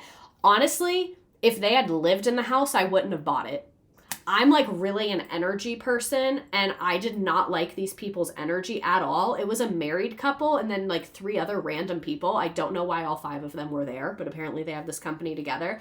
The married couple seemed like they hated each other. The vibe was off. The energy was off. I did not like anything they were serving. If they had lived in this house and had their energy in this house, I would not have appreciated that. But they had never even really been here because again, they were just investors. So this is mean. I don't care. But their agent was wearing a athleisure set with shorts. It was like gray workout shorts and a gray t-shirt. And y'all know me. I am never one to harp on professional dress. But I just felt like that was so unprofessional. You're about to make $10,000 in commission. You haven't been answering emails. You haven't been answering texts. You guys are doing all this fuck shit trying to get all through at the last minute. And like you're dressed this unprofessional at a closing in a lawyer's office, in like a fancy lawyer's office. And I wasn't dressed nice either, but like I'm not at work right now. Like I'm a customer, I'm not at work right now. Like you as an agent, you are at work right now. Because our agent showed up early, figured out where to park so that she could show us where to park, got all the documents out, was dressed very professional, brought pens, was like anything you need to help explain it, had nothing else going on for the day, like locked in, was there to help us and focus with us and all of that. And I just felt like this seller's agent was just unprofessional as fuck. And as someone who has worked with many real estate agents, I was just getting a vibe that she does not give a fuck about protecting her clients or anything like that. And I just felt like sloppy is, if they were killer at their job, it would have been fierce and cunty. Exactly. But because they'd been so horrible the whole time, I was like, you are a loser, I feel, actually, and whatever. So I felt like the entire team was scammy and unprofessional. The wife and the husband had a horrible vibe between them. I wanted to be away from their energy. And the guy that was like the owner of the LLC, that was the investor, had flipped 5 houses and kept trying to sell Mr. Redacted his book. He was like, yeah, I have a book about flipping houses. Like, he was like a bro. And like Mr. Redacted was like, oh, yeah, okay. So the vibe that I got from these people is that they were a group of 5 idiots. One of them got $100,000 somehow. Maybe they inherited a house, maybe something. And this became their real estate empire because all of them had worked together doing this flipping. And then he had this self-published book on Amazon. Their whole vibe was just fucking weird. Like I said, I did not trust them at all. But because the big things I cared about in the house were solid and they had owned this house for literally like 6 months and just painted it, redone the floors and done some basic stuff, I was like, kind of a cool opportunity, even though you guys suck. So closing day, the seller tried to pull something illegal regarding taxes. They didn't really explain it to us, but like we felt the vibe shift. Like we were signing stuff. The lawyers were whispering to each other. The lawyers talk to the sellers. The lawyers take out our agent and the seller's agent. And then our agent comes back and we're like, what the fuck? And our agent is like, hey, there's a situation. It is not going to stop the closing. You guys will not be affected. We're just going to be here a little longer than we expected. And we were like, okay. And so then the lawyers come back in. They take the 5 investors out of the room. So then we're alone with our agent and we're like, girl, what the fuck is going on? And she was like, these sellers are trying to pull something and the lawyer caught them, basically. And we were like, oh, gagged. But like, it wasn't the house. So like at this point, I'm literally like, what the fuck is about to happen? So basically what happened is the seller was trying to not pay state taxes. They, I guess, were supposed to have something about state taxes. So the lawyer, when they pulled the agents, were just like, hey, where's this document about state taxes? And our agent was like, the seller is paying the taxes. Where's the document? And the seller's agent said, we don't need that document because our company is registered in another state. And the lawyer said, I don't give a fuck where your company is registered. You still have to pay state taxes because you bought and sold a property in this state. You are paying state taxes on that property. They tried to argue with the lawyer to say that they did not have to pay state taxes because they already paid taxes on their business in the state where the business is registered. The business is registered in another state. These people live here. Their real estate agent is licensed here. So they absolutely have that LLC in another state to try and pull something over. I think if we had gone with a shitty closing attorney, that they would have been able to do that. Our agent later told us the reason why our closing attorney was 40 minutes away from the house is because she went with one of the largest and most reputable law firms she could possibly find because she felt like these sellers were scammy as fuck and she wanted reliable lawyers. So again, like I really liked her. I really, really liked her. They have absolutely done this before. Exactly. So again, didn't affect the house, didn't affect our loan, didn't affect the appraisal, but we got stuck there for a while going back and forth about these taxes. They took these people out of the room, so we don't know the details of what happened. But what I do know is that when we left, those sellers looked pissed as fuck. Because we thought they left before us. And then when we left, because we like took our little picture with the key, yay. When we left, they were all in the lobby arguing with each other, all 5 of them. And the guy's wife had left. So I think they very clearly thought they were going to get out of thousands of dollars in taxes. The only reason I didn't cry is because from the very beginning, when I felt the vibe shift and they took those people out of the room, our agent and the closing attorney very clearly explained we had done nothing wrong and this was not going to affect us in any way and told us what the situation was. So I was like, okay. So you have to sit there for a long time because if your seller is committing fraud, that takes a while. But what takes a while for everyone is you have to wait for the money to get wired. So that's why sometimes if the money takes too long, it can fuck up the whole closing because the rate that they give you expires at midnight because rates change every single day based on what happens. So if the wire doesn't come through and it's after 5 p.m., you have to start that whole bitch over on another day. This is part of the reason why I am happy that we went through Mr. Redacted's work because we get really good customer service and they've sent everything very smooth and very, very organized. This sounds like a hostage situation. No, it literally is. And I had no idea before I went into it. I thought, so we had our closing at, I think 1 or 2 p.m. It was like early afternoon. I was supposed to have therapy at 4:30. And I told my therapist, yeah, I can make it next week. Our closing is at 1. So I'll do the closing and then come to therapy. And my therapist said, no, you are not going to therapy. Closing can take a very long time on a house. She said, have you ever done this? And I said, no. And she said, yeah, I bought 2 houses. It takes a very, very long time. I'm canceling your appointment. You can skip that week. And we did not leave that office until almost 6 p.m. We were there for literally 5 hours. So the allure of crypto, which has never materialized, is probably super fast for real estate transfers among the wealthy. Interesting. So some weird shit goes down with the sellers. Don't know what happened with them. I should look them up.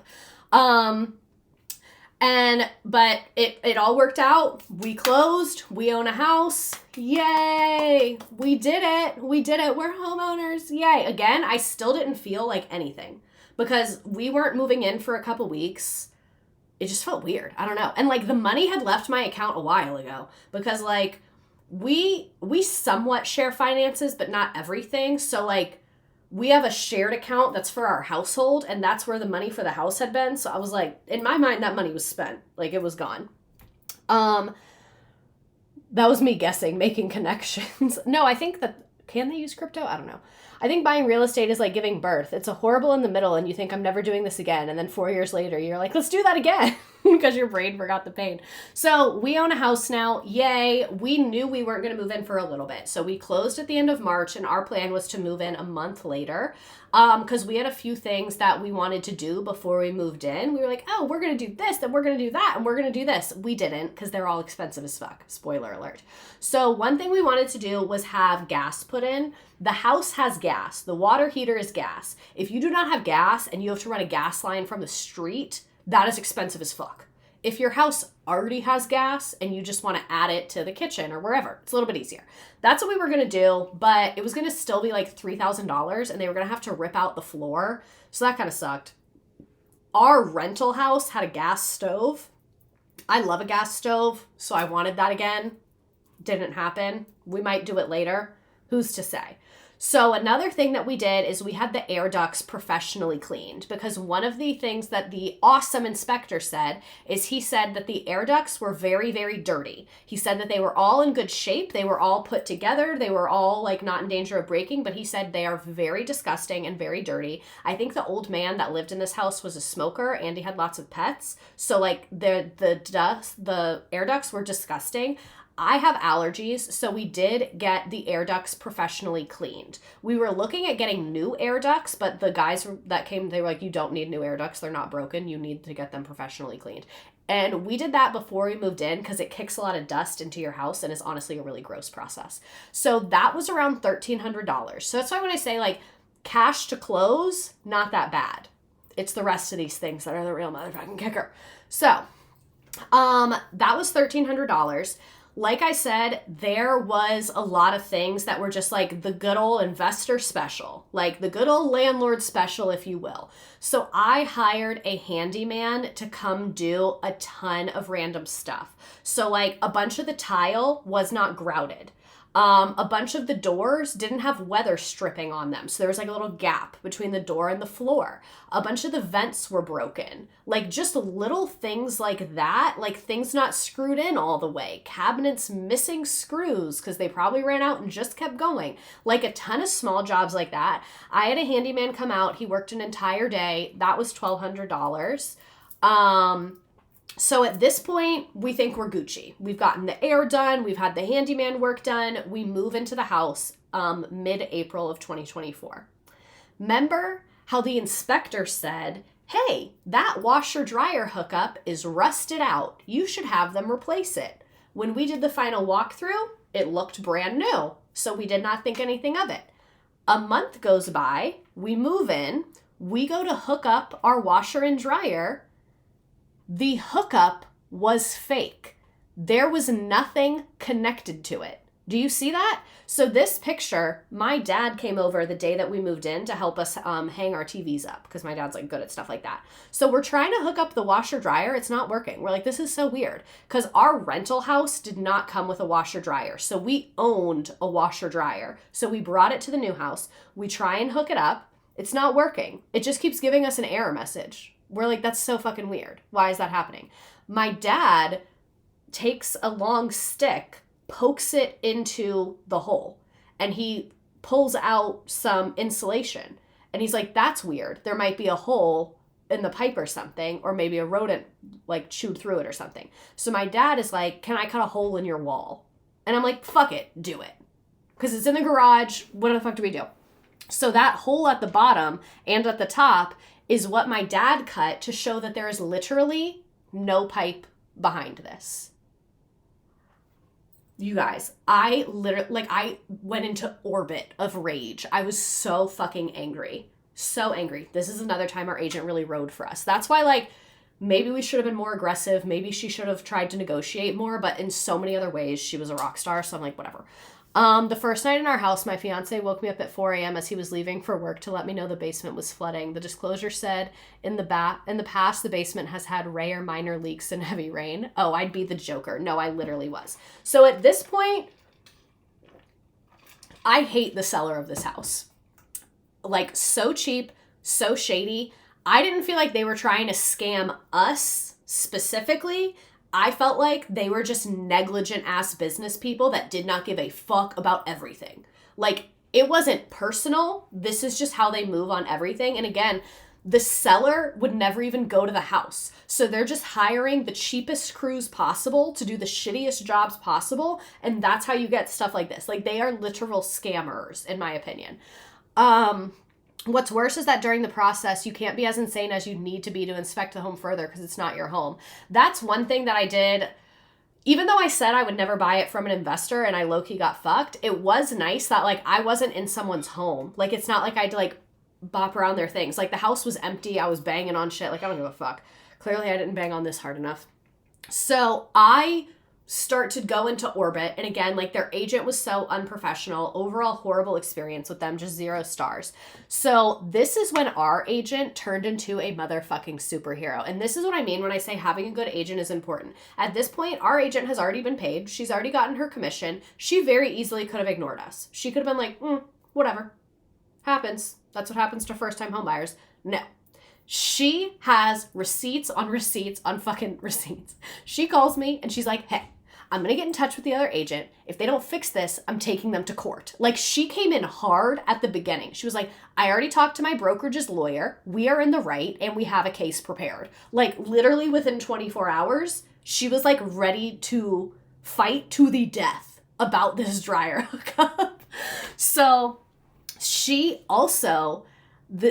she's an icon. So this was her strategy, is she basically contacted them nice and said, hey, we have a specific amendment about this being fixed. You did not fix it. You still have this signed contract saying you would fix it. You need to fix it. They say, okay, we're sorry. We'll send a guy out. That guy flakes. She calls me, is like, did he come? And I'm like, no. And she's like, okay, now we're moving to step 2.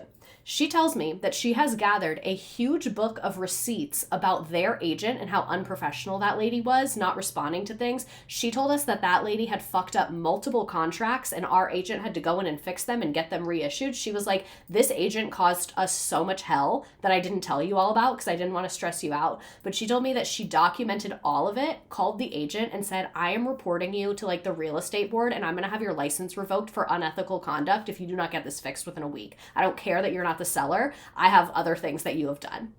Like, I was like, oh my God.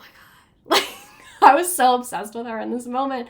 So, like, she literally was ready to ruin this lady's life. Like, our agent was moving in silence. Like, our agent was like, oh, you didn't answer my email? Okay. Because what kept happening is our agent would send emails and do calls and they would get ignored and this lady would only respond to text and then would send incorrect paperwork and be like, just sign it anyway. Like, she was just being so unprofessional and my agent was like, write that down. And that is why I picked our agent, because when I worked with her, that's the type of woman she is. Like, she's like, very calm, very demure, very cool and collected. She's taking notes. And she knows what you've done. So the repair guy kept flaking. They came into our house without talking to us, which I really didn't like. We were so fucking over it. We can't do laundry. So we're living in our house, not doing laundry. Could I have gone to a laundromat? Yeah. Do I look like I'm just going to be hanging out at a laundromat? No, I have a full-time fucking job. Again, this is going down with my ADA thing, with my contract thing. Like, all of that's happening at once. So we're getting our laundry sent out for service. That's $1 gazillion, whatever. After 2 weeks, the seller's crew finally fucking fixed it. I had no faith in them, so we did pay a plumber that we have used, that we like, to look over everything. Because I was like, before we actually hook this up, I want to make sure it's, like, fine. So our plumber looked at it and, like, tested it and made sure that they didn't just put a drain to nowhere. Because I was like, the original one was a drain to nowhere. Who's to say the new one isn't? So after, like, 2 weeks, it's finally fixed. You're literally stronger than the troops. Oh, it's happening. It keeps going. If you notice, we're on page, not the end. I'd report her ass after they fix it anyway. Crappy situation, but at least your agent was a godsend. No, she was awesome. So by now it's late April, early May, and it's hot as fuck. We realize it's hot as fuck in this house. And the inspector looked at the HVAC system, said it looked good. We felt air coming out of all the vents in the house at the final walkthrough and at the inspection. But we're just like, it's really hot. And we like to sleep in very, very cold.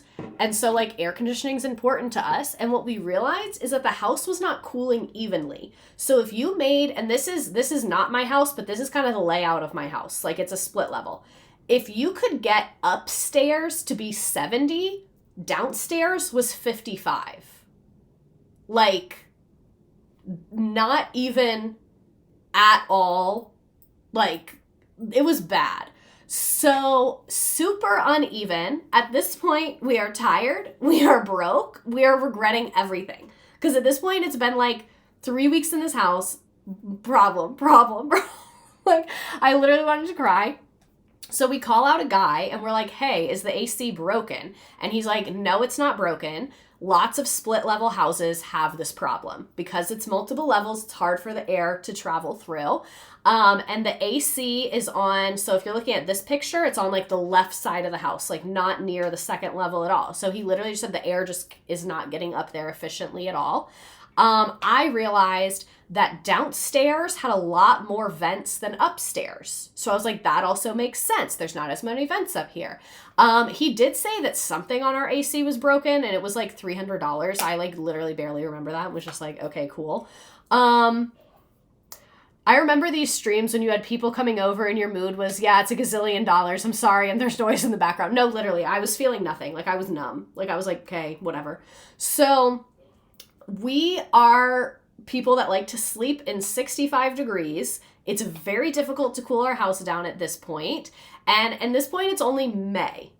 And so I'm like, okay, it's going to get hotter. And like, again, when we were looking at the house in March and April, the AC was able to keep up. But now that it's getting hotter, it cannot cool this upper level, which is where we sleep, which is the most important to us anyway. So we start looking at options. And then I remember how I told you that when we looked at the old listing photos, we were able to see like the old listing photos? I remembered in one of those pictures, they had a window unit on this window that's right here, actually. This is above the garage. So like in this picture, it's those ones above the garage is the room I'm in right now. And again, that's not my house. It's just similar to my house. I don't have a chimney. So this window had a window unit on it in those pictures. And if you also remember, my AC broke in my classroom at the beginning of this school year, and I like literally practically blackmailed the district into giving me a window unit in my classroom. So I was like, oh, maybe we can get a window unit. So we start looking at options. We look at window units, but they're very ugly. They're very loud. And they were like $7,000 and you have to replace them a lot more often. And you have to run new electrical for it too. So I was like, I'm not paying $6,000 for some half-ass ugly loud solution. You know what I mean? This was originally what I wanted to do, the mini split. This is the AC that they have in a lot of countries that are not America. So like a lot of houses in Central America and in Europe have this kind of AC. It's not nearly as powerful or intense. It's for a much smaller space. This does not require air ducts. So like, I wish there was one here, but like the vents on your ceiling, that's an air duct. This does not require that. So we looked at this, but this was going to be $15,000 because it needs copper wiring to be put in throughout the house. And it's also kind of ugly. And was going to be $15,000, like not including labor. So that was going to be pricey and would not do the whole upstairs. It would really just be in our bedroom. So I was like, again, expensive as fuck and not solving the problem of this entire house. So we decide to go with the most expensive thing possible, as we do, because that's who we are apparently, because we were just over it. We didn't want to deal with it again. We didn't want to deal with it in a few years, and we didn't want a half-ass solution. So a lot of people told us that this was a waste of money and we should not have done this, but I stand by that this was the right decision. We bought an entire second HVAC unit, had air ducts and new electrical run in the entire house, and it was extremely expensive. But now My house fucking rocks. All these other people are sweating and shit. Every single room in my house, perfect. Year round. Now we've been through winter and summer. Absolutely perfect. 0 problems. Our electrical bill is not crazy at all. It's the same as it was in our rental house. It was also broken. They couldn't heat at first and it was cold, but it's been ever since. So we decided to do the most expensive thing possible.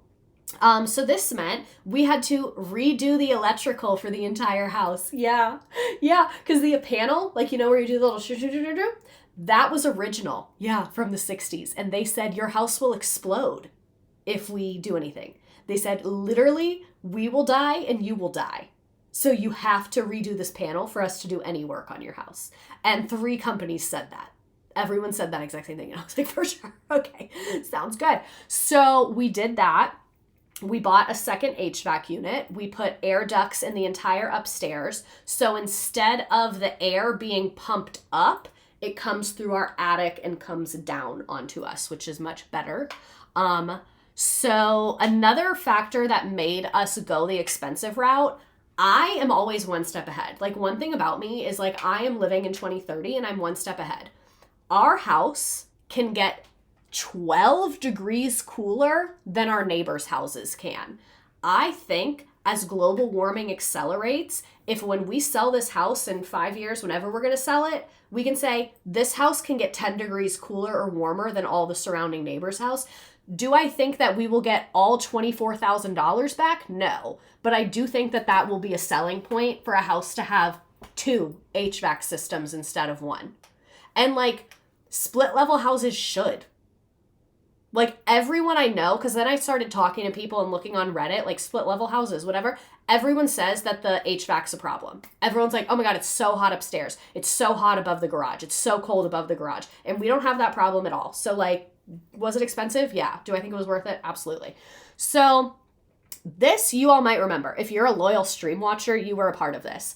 As we're going through this, we're getting the quotes to do the full HVAC work. We're just like, oh, this sucks, but this will hopefully be the last thing, like whatever. It is 6:50 on a Tuesday night. We're doing dishes at the sink. Our new house, yay, we're so in love. We're doing dishes at the sink. Water starts flooding out from the cabinets under the sink. Flooding out, like flooding out. So much water just coming out from under the sink. Again, while we are sweaty, while we are getting quotes for how expensive this is. And I literally was like, I can't do this. I cannot do this. I can't do this. Because we opened underneath, what happened? So, like, here's the sink. The sink has a hole. If this is the sink hole, this is the drain, completely popped off. All the water is just coming directly into the cabinets. I was like, okay. These sellers need to be prosecuted to the fullest extent of the law. All sellers do. Like, I think if we had bought another house, is a split level the same as a 2-story? Is there a specific structural difference? So the difference in a split level is you don't have a full staircase. Your staircase goes like this, and you don't have a full second story. So let me actually find a better picture, because this one, they have like more one roof line. Split level house. I'll find you a picture of an actual house. Okay. Here is a better picture. This is not what my house looks like at all in colors, but this is very similar to the layout. So it's where only one side is 2 stories. So most houses that are 2 stories have 2 HVAC systems. They have one for each story. So like my parents' house has 2 HVAC systems. Split level houses usually don't, because they're not as many square feet and you don't have a full second story. Fuck that. I don't want to be sweating in like the most important part of my house. So that's kind of why it's that way. And just like the way that air moves, it's harder for it to get like diagonal and up there.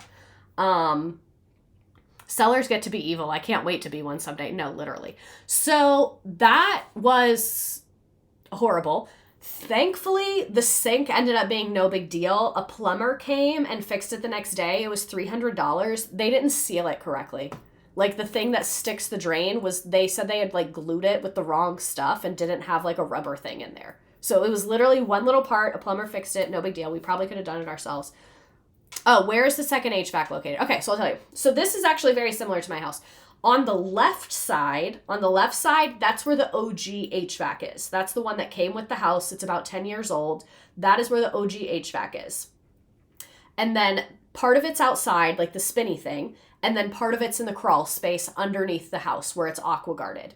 Then there's our garage. You get to our crawl space in our garage. There's like a little like scary door in the garage you can go through. Our new HVAC system, the fan outside part is on the right side of the house, kind of near these people's trash cans.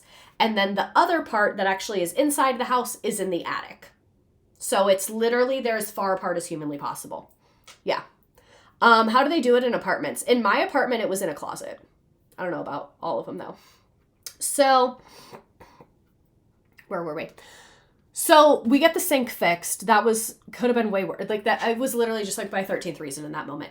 So after the sink, we get quotes from 4 different HVAC companies about how to do this. They were between $18K to $27K. The difference, the one that was $18K was just a guy and he only took cash and we needed to finance it. Like we could have spent the cash because like I said, we did not use all of our cash to close. We had a lot of cash left over, but same thing. Then we literally would have had no money. And at this point, I was like, I feel like the hits are just going to keep coming. Thankfully, this happened before we had paid our first mortgage. So in my mind, it wasn't as bad. So we went with the one that was $24,000. It came with a very good company. They had financing options.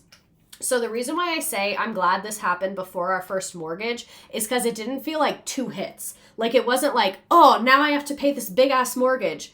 Oh my God, now there's another bill on top of that. It was just like, you were in your rental house, now you're in your house, and your bills went up. It was one time that it went up. So it did not feel as like traumatic or dramatic as it happening twice. I'm like, rip it off like a Band-Aid, get it over with. So this is just kind of a breakdown.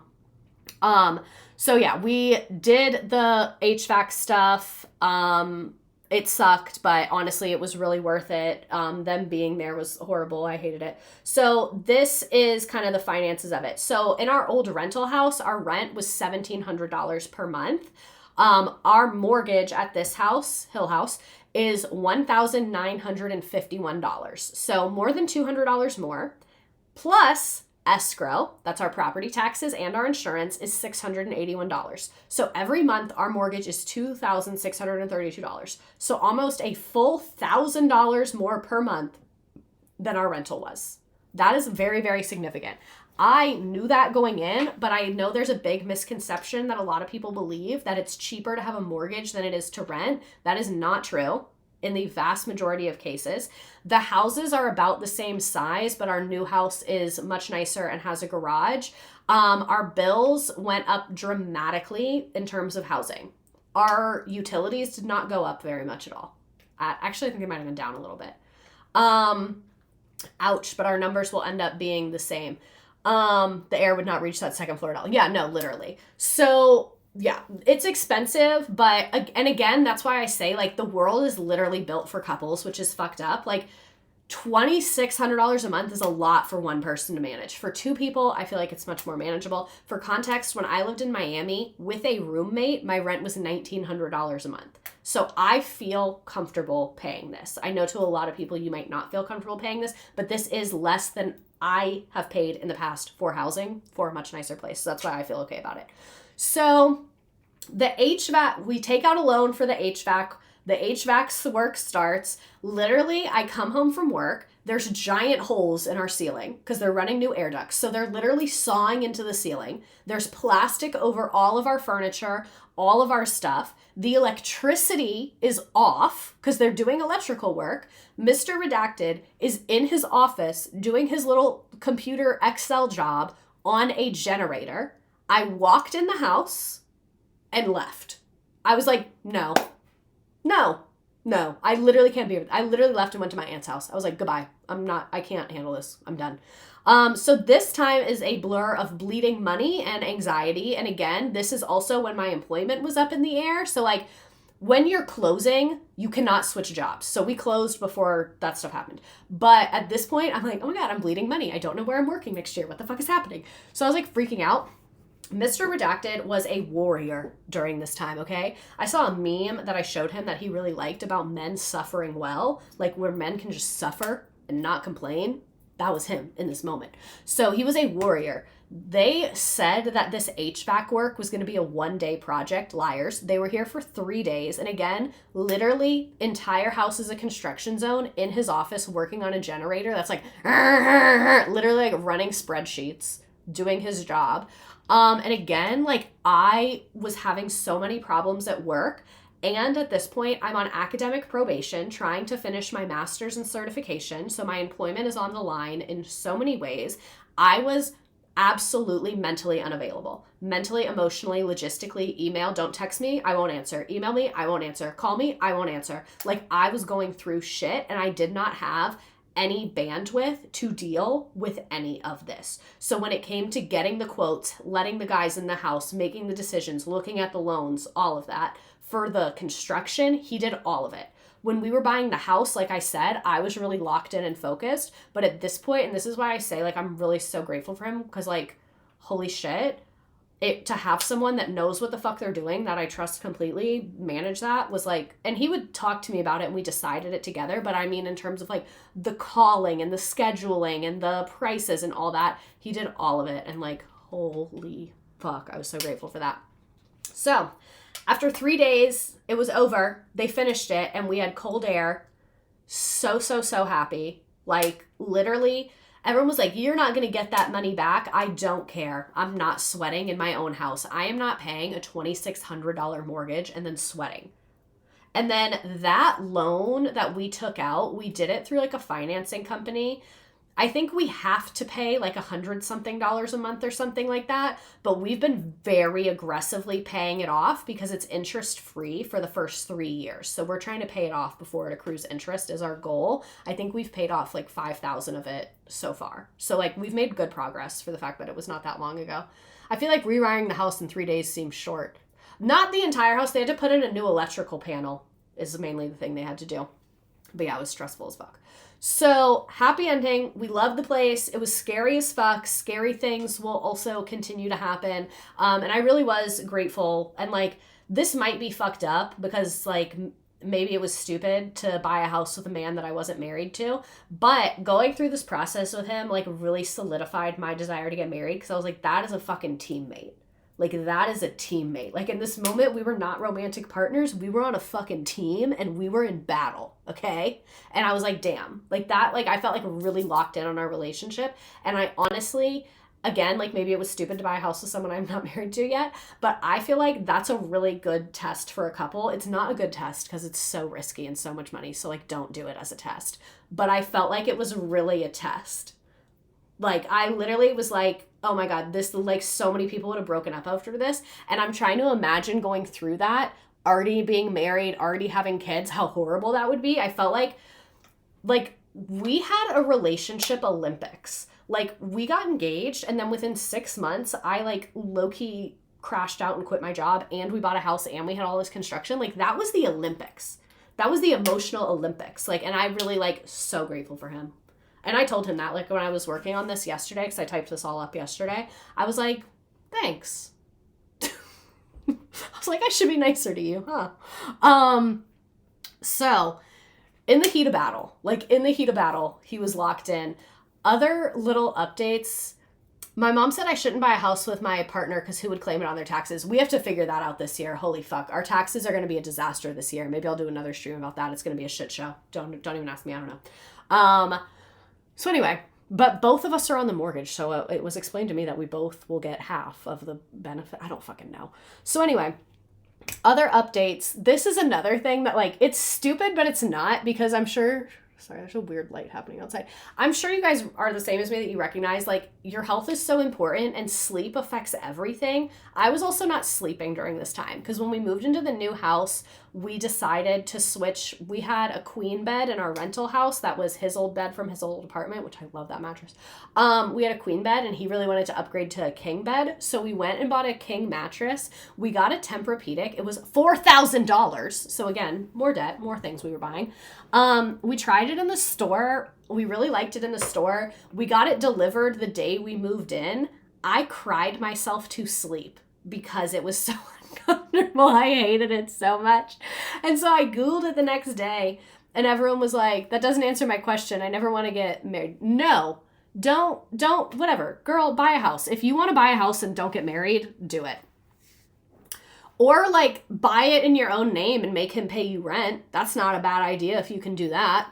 Me and my brother own a house together. We just do it all under my brother, but also we don't file jointly. You guys are married, so probs will be different. Well, we're not legally married. I always say my husband, but we're not married yet. We're just engaged. So, but I think we might be able to file together as domestic partners or something. I don't fucking know. We're going to work it out. We actually have a tax meeting in a couple weeks to figure that out. So everyone was online saying, oh, the mattress takes a month to break in. You got to run on it, punch it, hit it with your knees. Like I was seeing all this stuff and I felt so bad because Mr. Redacted loved it. Like he was like, I've never slept better. This is incredible. Like he was so happy and so lit. And I was like, oh, I'm so happy for you, but also I want to die. So what do I do about that? So I'm like, beating the shit out of the mattress, trying to get the mattress to be comfortable, crying. There's construction. My boss is like that situation. I'm crying at school. I'm crying at home. Like it's literally horrible. It's literally horrible. My significant other hates our mattress. I love it. Okay, so all of that's going on. They said like we had 3 months to return it or exchange it. So I told him like, I don't like this. The reason I hated it is I sleep on my side and it's very firm. So I was having a ton of shoulder pain. Like I just felt like I'd fallen asleep in like a recliner or something like that. No, literally I was in the bad place. Like I was in the bad place. It was not good. It was not a good, these were like dark days. And then like, not to be a bitch, but what sucked is like, this is going on and everyone around me was like, oh my God, you got engaged and bought a house. Aren't you so happy? And I was like, yeah, I am. Thank you. Like I was like, because I didn't want to be like, no, I'm not. Because they're like, oh my God, do you hate him? Do you need to get out of this? And I'm like, no, but like I hate finances in America. Like I hate that. That's stressful. So like that sucked. But anyway. So we were going to give the mattress a full month. And then I went to Alabama. Also, if you follow me, you remember my academic probation Alabama road trip where my friend had to drive the whole way there and back so I could finish my master's degree because I was on academic probation from neglecting it because of all of this shit from the previous 6 months. So we're in Alabama. We get like a little shitty Airbnb. It was fine, but it wasn't nice. Like it was literally like a back apartment mother-in-law suite at someone's house. Like it was not fancy at all. It was a full bed that was probably 25 years old that I shared with another adult woman. She is very thin, but still, to be with another human being in a full bed, I fell asleep like this and slept so good and woke up feeling better than I had all month, despite the fact that I could literally see the springs of this old ass mattress at this Airbnb. So I got home and I was like, fuck that mattress. I was like, I'm done. I'm done with the mattress. I know you love it. I'm sorry. Like, I'm sorry. I'm not sleeping on this mattress another fucking day. And then we went to the store again. We exchanged it for a purple mattress. So we didn't have to pay any extra. Free pickup and switch out. Like, literally was so easy. I fucking love our purple mattress. Such a good decision. It still took about a week to get used to it, but even from the first night, I was like, this is better. I'm going to like it better. I don't know if he likes it as much. He said he did. I think he might have just been scared, but allegedly he likes it. He sleeps, so whatever. So other last little updates, and then we'll do some trivia. So around June, our washer broke. At first, I thought it was the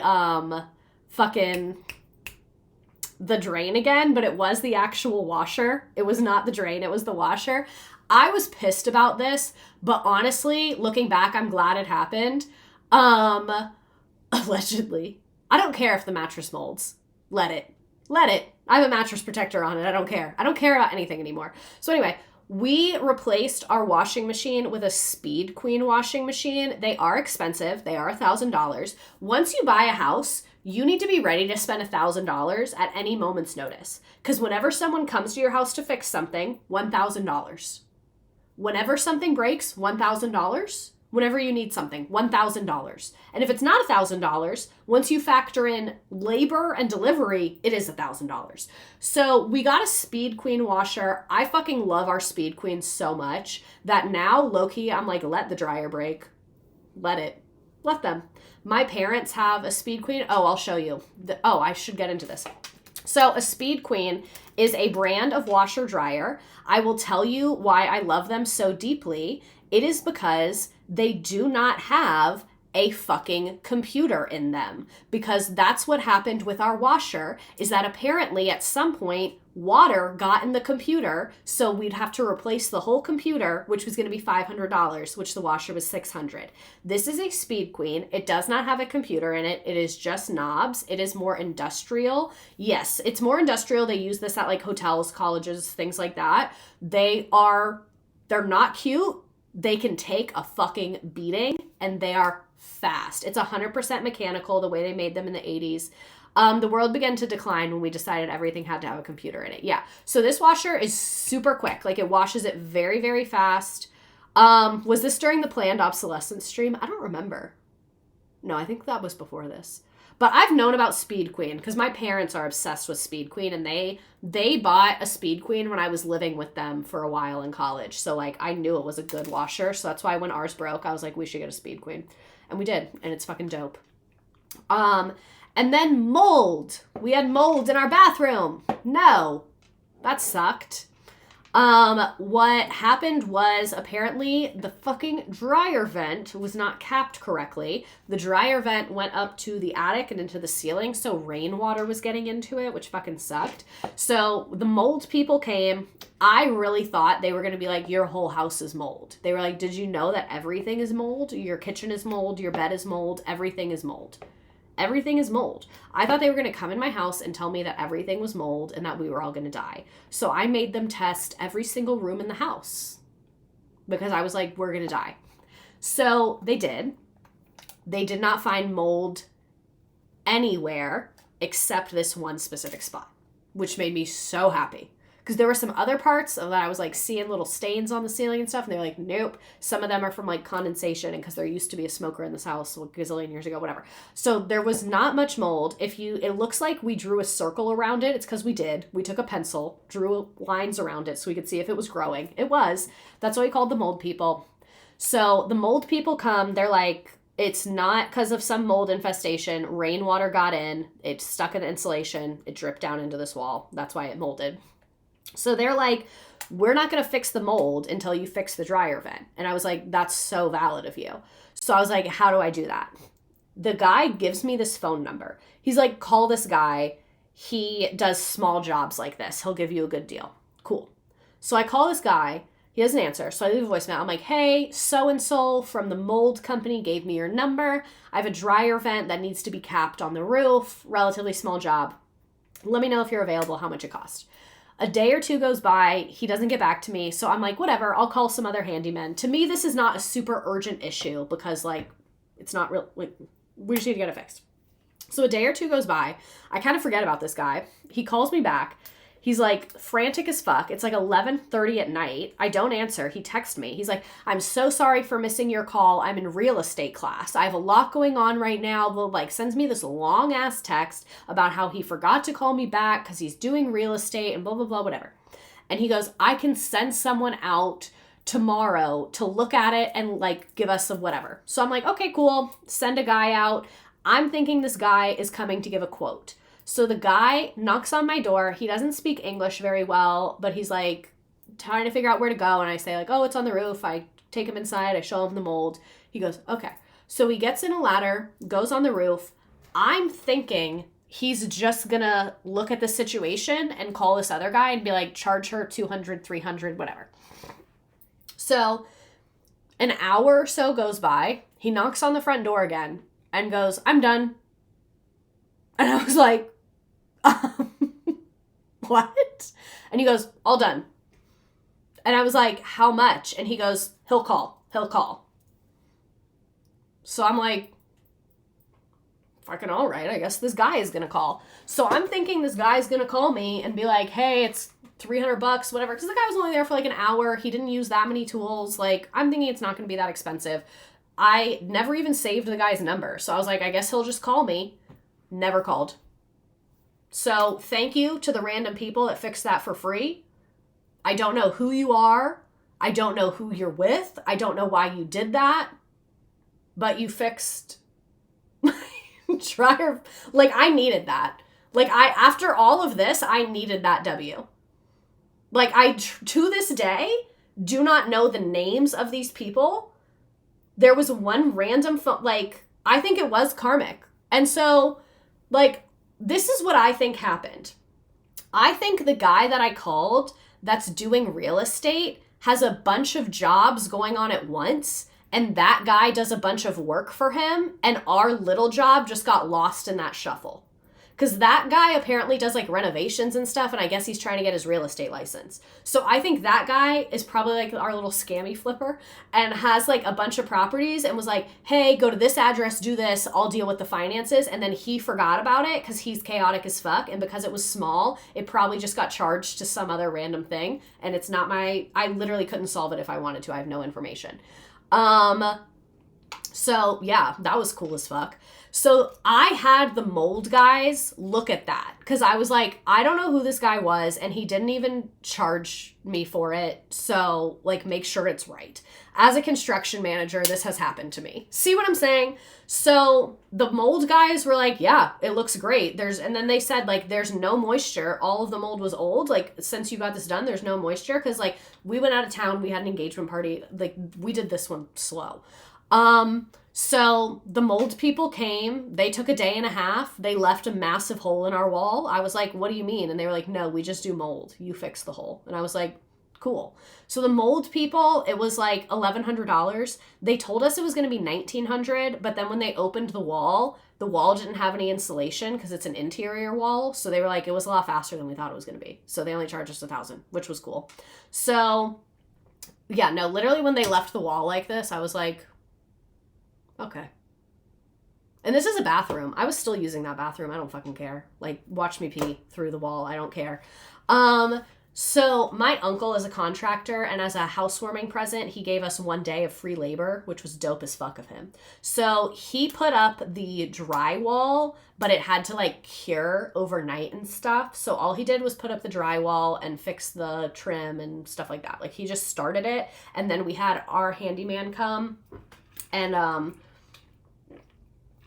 put like the fucking, like the putty, what's it called? That white stuff, plaster, put the plaster and paint and like sand it all down and make it all look nice. That was $1,500. And now it looks like a normal wall again. I could have taken a picture, but it literally just looks like a normal wall. So yeah, man, we're not going to have time to get to the questions. I'm sorry. I might actually, fuck it. We'll just stay. So currently we're adding some more cabinets that actually it's not done. So I'm not going to show it to you yet. So the work is done. It just finished today. That's kind of why I was late. Cause I was like talking to the guy and doing that. We just added some more cabinets that I'm so fucking obsessed with. And it's so happy. That is about $4,000. So also expensive as fuck. I cannot afford it, but I really wanted these cabinets. So I don't care. But I'll show that later if you want. I just didn't want to show you yet because like I haven't put anything on them and they're just like basic looking right now. You can't really tell. So I also think anyone that buys a house, you should rent a house first if possible. That taught us a lot because when we moved into our rental in 2023, the HVAC broke and the landlord had to pay 10 grand to install an entire new HVAC system. So that's why when Mr. Redacted was like, no, I don't want to put that much down. Let's have cash on hand. That's what made me agree with that because I was like, damn, you're right. Like, that is, yeah, like it can get expensive quick. So I would say, I know that's not realistic for everyone, but just living in a house and seeing how many things are there and like how much stuff happens and how much is involved, even as a renter, made it less overwhelming. I can't imagine going straight from apartment rental where you have landlord right downstairs with a maintenance man who can come up at any moment compared to a house. To do that switch would be quick. Can you finance thing like HVAC and contract work or just furniture? Yes. We do not finance the contract work because like none of it's been super, super crazy expensive, but the HVAC work we did finance. Most big companies have a finance partner. I think we did ours through like Good Leap or something like that. Some of them use like Afterpay, like the big name ones, but yes, you absolutely can. You can also take out personal loans. That's kind of dangerous, but you can do that. You can also put it on a credit card and have credit card debt. Also, getting behind on your maintenance and your mortgage can ruin you financially quickly. Exactly. That's why I was like, it's not a bad idea for us to keep a fair amount of cash on hand. So that would say is my biggest lesson of this was like, yes, it was overwhelming and scary. We did not need as much cash to close as I expected. We needed a lot more cash after closing than I expected. So, while working full time, I would say we just tag teamed it. Like there were times that, cause like school ends at 3, his work day ends at 5, that I would go see houses after school when he couldn't come. When we were going through that thing with Corner House, I was on a winter break that we had. So I was able to go to the house every single day. Then when I was going through some issues at work, he was really able to step up and like take over at that point and deal with a lot of the financials and the construction. So I would say like it was really hard, but him working from home made it a lot easier. And then me having some long weekends and breaks and things like that where I could kind of do that. And then summer, that's when we did all the mold stuff. That's kind of how we swung it. That's why I say like, the finances aside, it's just so much easier with 2 people, just to have 2 brains and 2 wallets and 2 schedules and 2 things to like that you can tag team. That made it very helpful. How many houses did we look at? Probably 20 to 30. How much do realtors expect for a down payment? I would say anything from 5 to 100%. Some people pay the whole thing in cash. We only put 5% down. So it can be little. How did you choose a budget? We did it based on what we felt comfortable doing per month. So we did a big mortgage calculator online. There's tons of free ones you can look at, and looked at how much would our mortgage be at a $200,000 house, at a $500,000 house. And both of us said that as individuals, we did not feel comfortable spending more than $1,500 per month on housing. So that was going to be all in. $3,000 was our absolute max that we did not want to hit. That's why we ended up, our mortgage and the insurance and the property taxes is $2,600 between the 2 of us. So we're each putting in a portion of that. With the way we split it, I don't know why I'm acting like I can't talk about it. The way we split it is that based on our income, he makes a little bit more money than I do. So based on our income, we put in a set amount per month into our shared account that pays for all of our bills and our groceries. So what I put in per month is like not just our mortgage. It's groceries, it's utilities, it's all that. So that's kind of how we structure our finances. Some of them are split, some of them are ours as individuals. So we kind of looked at like, how much can you put in per month? How much can you put in per month? And then we moved from there. So we kind of went backwards. Like a lot of people look at the overall budget and then figure out how much it is per month. We looked at how much can we spend per month? What is our overall budget going to be? That's how our budget landed at $300,000, and we ended up buying our house for $320,000. But again, the seller covered all of the closing costs. So that's why I felt more comfortable with that number. On Zillow, you see your projected mortgage, but does that include taxes? It usually has a breakdown. It'll say like mortgage and taxes. It's probably not going to include insurance though, just as a heads up. Okay, let me look at some of these questions. Why do some sellers not want to sell to people using FHA loans? Because it can just make the process more complicated. The same reason why sellers prefer to sell to someone buying cash over a mortgage. It's just like a poor person indicator, basically. How much should you keep in your emergency fund? What I've always heard is you should have a 3-month emergency fund. How do you choose your budget? We did that. How much should you really save for closing cost? I showed you the breakdown of ours. Our closing cost was very low compared to most people. It was $13,000. What was the literal first step to buying a home? So first thing you're going to do is get a realtor, and then you'll get pre-approval. You do not have to get your mortgage through the people that pre-approve you. You owe them nothing. They might charge you. I think it might have been like $50 for a pre-approval or something like that. So the pre-approval is just basically a permission slip that says this person could buy a house. That is your step 1. How much do realtors expect? Yes. Did you see Trump's comments about making house prices go up? Don't believe a word that motherfucker says. Whether he says something you like or don't, he's just saying whatever he feels in that moment. So pre-approval is transferable. So a pre-approval is just a bank saying, yeah, we would hypothetically loan this person money. So when we ended up getting our mortgage through a different thing, we had to like resubmit our stuff, but it honestly wasn't bad because like we had already gathered all of it. So we'd already sent it once. It was already in a little folder, so we just sent it again. But that's the difference in those. FHA allows 3% down payment, but has strict inspection requirements. Yeah, so it's like, it can kind of, more things can go wrong for the seller. My house had some peeling paint, and since the house is old, it could be lead paint, so we had to have the paint touched up before we could close. Yes, perfect example. Thank you. You explained it better than I did. Some sellers just like straight up don't want to deal with the chance of that happening. So if it is a seller's market and they have lots of people buying, they're going to go with the one that's most convenient for them. Yeah. How many houses did you look at? How did you decide between a starter house and a forever home? I don't believe in the concept of a forever home. I don't know what life has to hold for me. I could end up having 10 kids. I could have 0 kids. I could become famous. I could become homeless. So I focused on like a house that I felt like we liked. And like the things we knew we wanted, I wanted a dedicated office space because I record and I like to have the door closed. He works from home, so he needed a dedicated office space. We wanted more than one bathroom because I was like, when we have people over, I don't want them to have to use like our bathroom with all of our stuff in it. We really wanted a spare bathroom. That was important to us. We wanted space for our workout stuff. And like I said, pretty much all the houses we looked at were about the same size and about the same bedroom and bathroom. Our house is 4 bed, 2.5 bath. The bedrooms are relatively small. Our house is 1,800 square feet, which does include our garage. So our living space is, I think, actually 1,400 square feet, which our rooms are kind of small. I personally prefer it that way. I like to be able to shut a door, make videos, whatever. How did you navigate a situation where one of you liked the house and the other didn't like it or wasn't sure about it? One thing that we both felt, and like I mentioned this earlier, is like it's both of our money. We both need to be 100% on the same page. Like we both need to really lock in. And it really kind of came together naturally. Like with the other houses, like I mentioned, there would be pros and cons and it just like wouldn't quite fit right. And then with this house, we just felt like it fit. Like it just... like we just walked in and felt it. And that's what a lot of my coworkers said, is they were like, when you walk in the house, you'll just know. And I felt that way of this house. Like when we walked in, I felt like a good energy and a good vibe, as opposed to that corner house where I just felt like the rug was going to get ripped out from under me. Like I felt like this is too good to be true. I felt like someone was trying to get one over on me. And even though this house was kind of scammy and had problems, I still overall feel like it was a really good purchase. And like we did not make a mistake in purchasing this house. Were you nervous buying a house before getting married? Kind of. But again, I felt like it really, really showed like true colors in a positive way.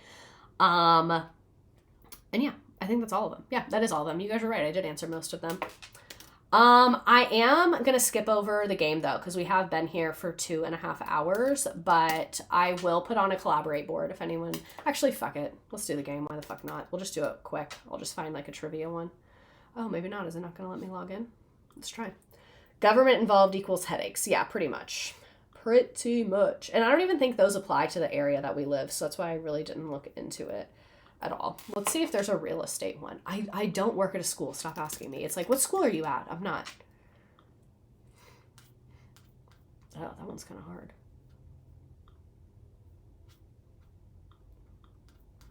Oh, a lot of these are like real estate license. Real estate vocab. Yeah, let's do this one. This one looks fun. All right. I'm not buying a house unless I have so much money just hanging out. And that's how I would feel if I was like a single person. Having 2 people makes it a little bit less scary in terms of that. And also, like I said, I saved close to, it was like 35 grand in 1 year. So like having that in the bank and not having to spend it all to close, because again, our closing costs were $13,000. I think we split that evenly or close to it. So like I had a fair amount left over. Now I'm low-key running out because I haven't had a job all year. So low-key it enabled me to like be kind of a lazy person this year, but I will probably have to get a job soon. Let's play some frickin' Look It. All right, we're going to do this just for a quick 4 minutes. This is real estate vocab. I'll give you a moment to join. Did you have any discounts for being a teacher?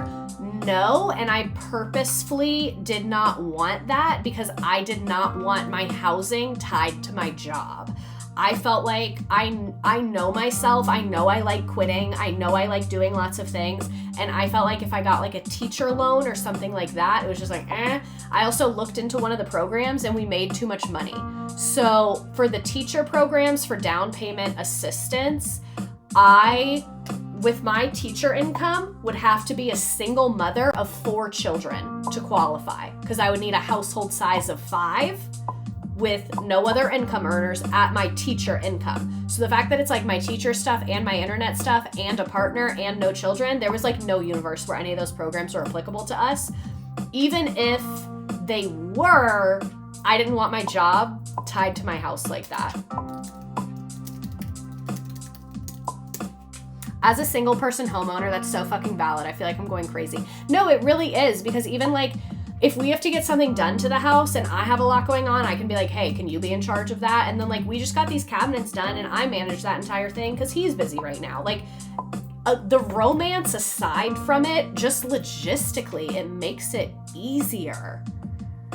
I still love having my house and I don't regret it. Yeah, it's not impossible. I'm not saying you shouldn't do it. It just is going to be harder. And I think at least with the way my finances are right now and my knowledge, I would not feel comfortable doing that on my own. I'm not saying I never would, but just being relatively young and my finances being what they are, like I felt more comfortable having a partner that really knows what the fuck they're talking about.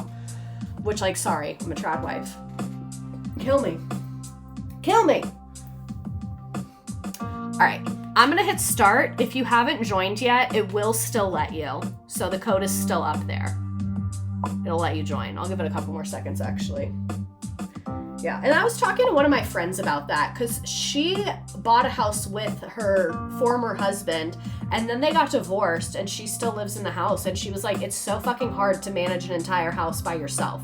She was like if something fucking breaks or something needs to be done or whatever, it's a lot of hits. Yeah, it really is. And I would say like it was good that we have opposite strengths, because when it came to the looking, I did not experience fatigue because I have seen many people go through that process from my old job. It is not that exhausting to me to keep looking. That part was very exhausting to him. So I feel like he was at his low after Corner House happened. When Corner House happened, he was like so defeated and I was like, we can still do this. Like, no, this is fine.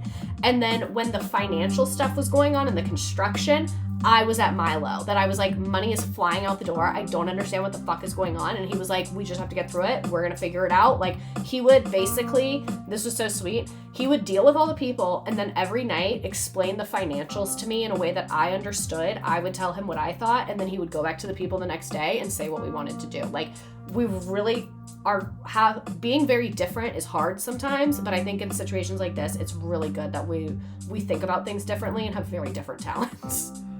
Corner House gate. Okay, I'm hitting start now.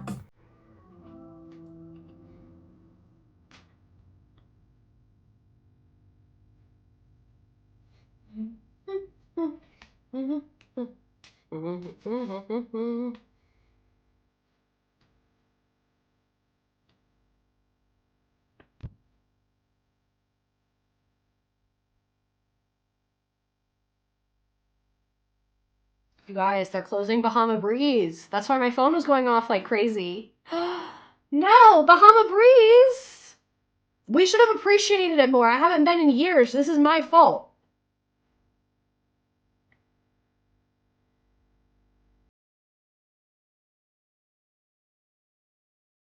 No, if one more teacher posts their fucking chat GPT picture, I'm gonna scream. I hate looking. Our city is small and competitive, so it's like one suitable house at a time is listed, and it feels like torture, especially getting outbid for weeks. That sounds horrible. That literally sounds horrible.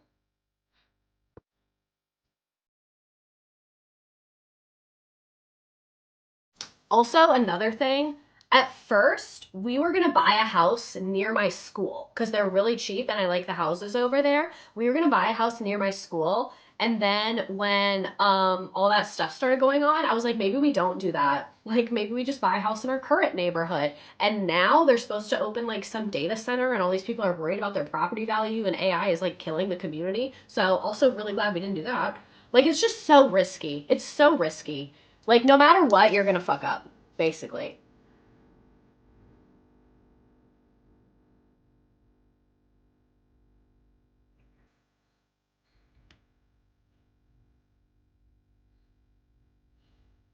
My mom is gonna be devastated with how Bahama Breeze soup plantation all over again. What's soup plantation?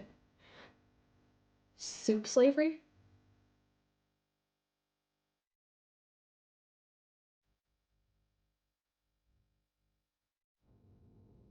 Oh, it's almost done.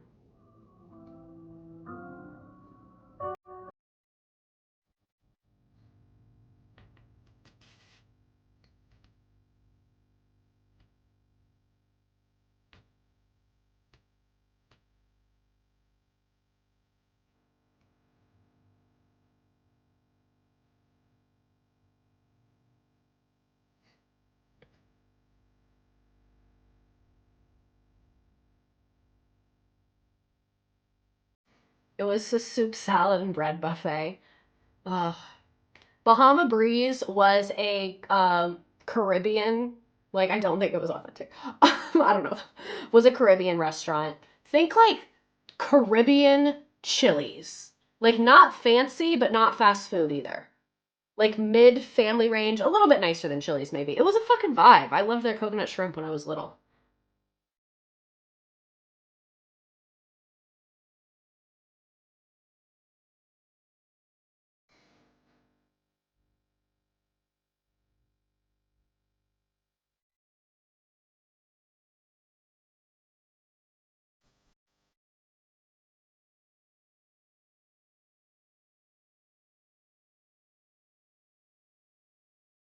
Oh.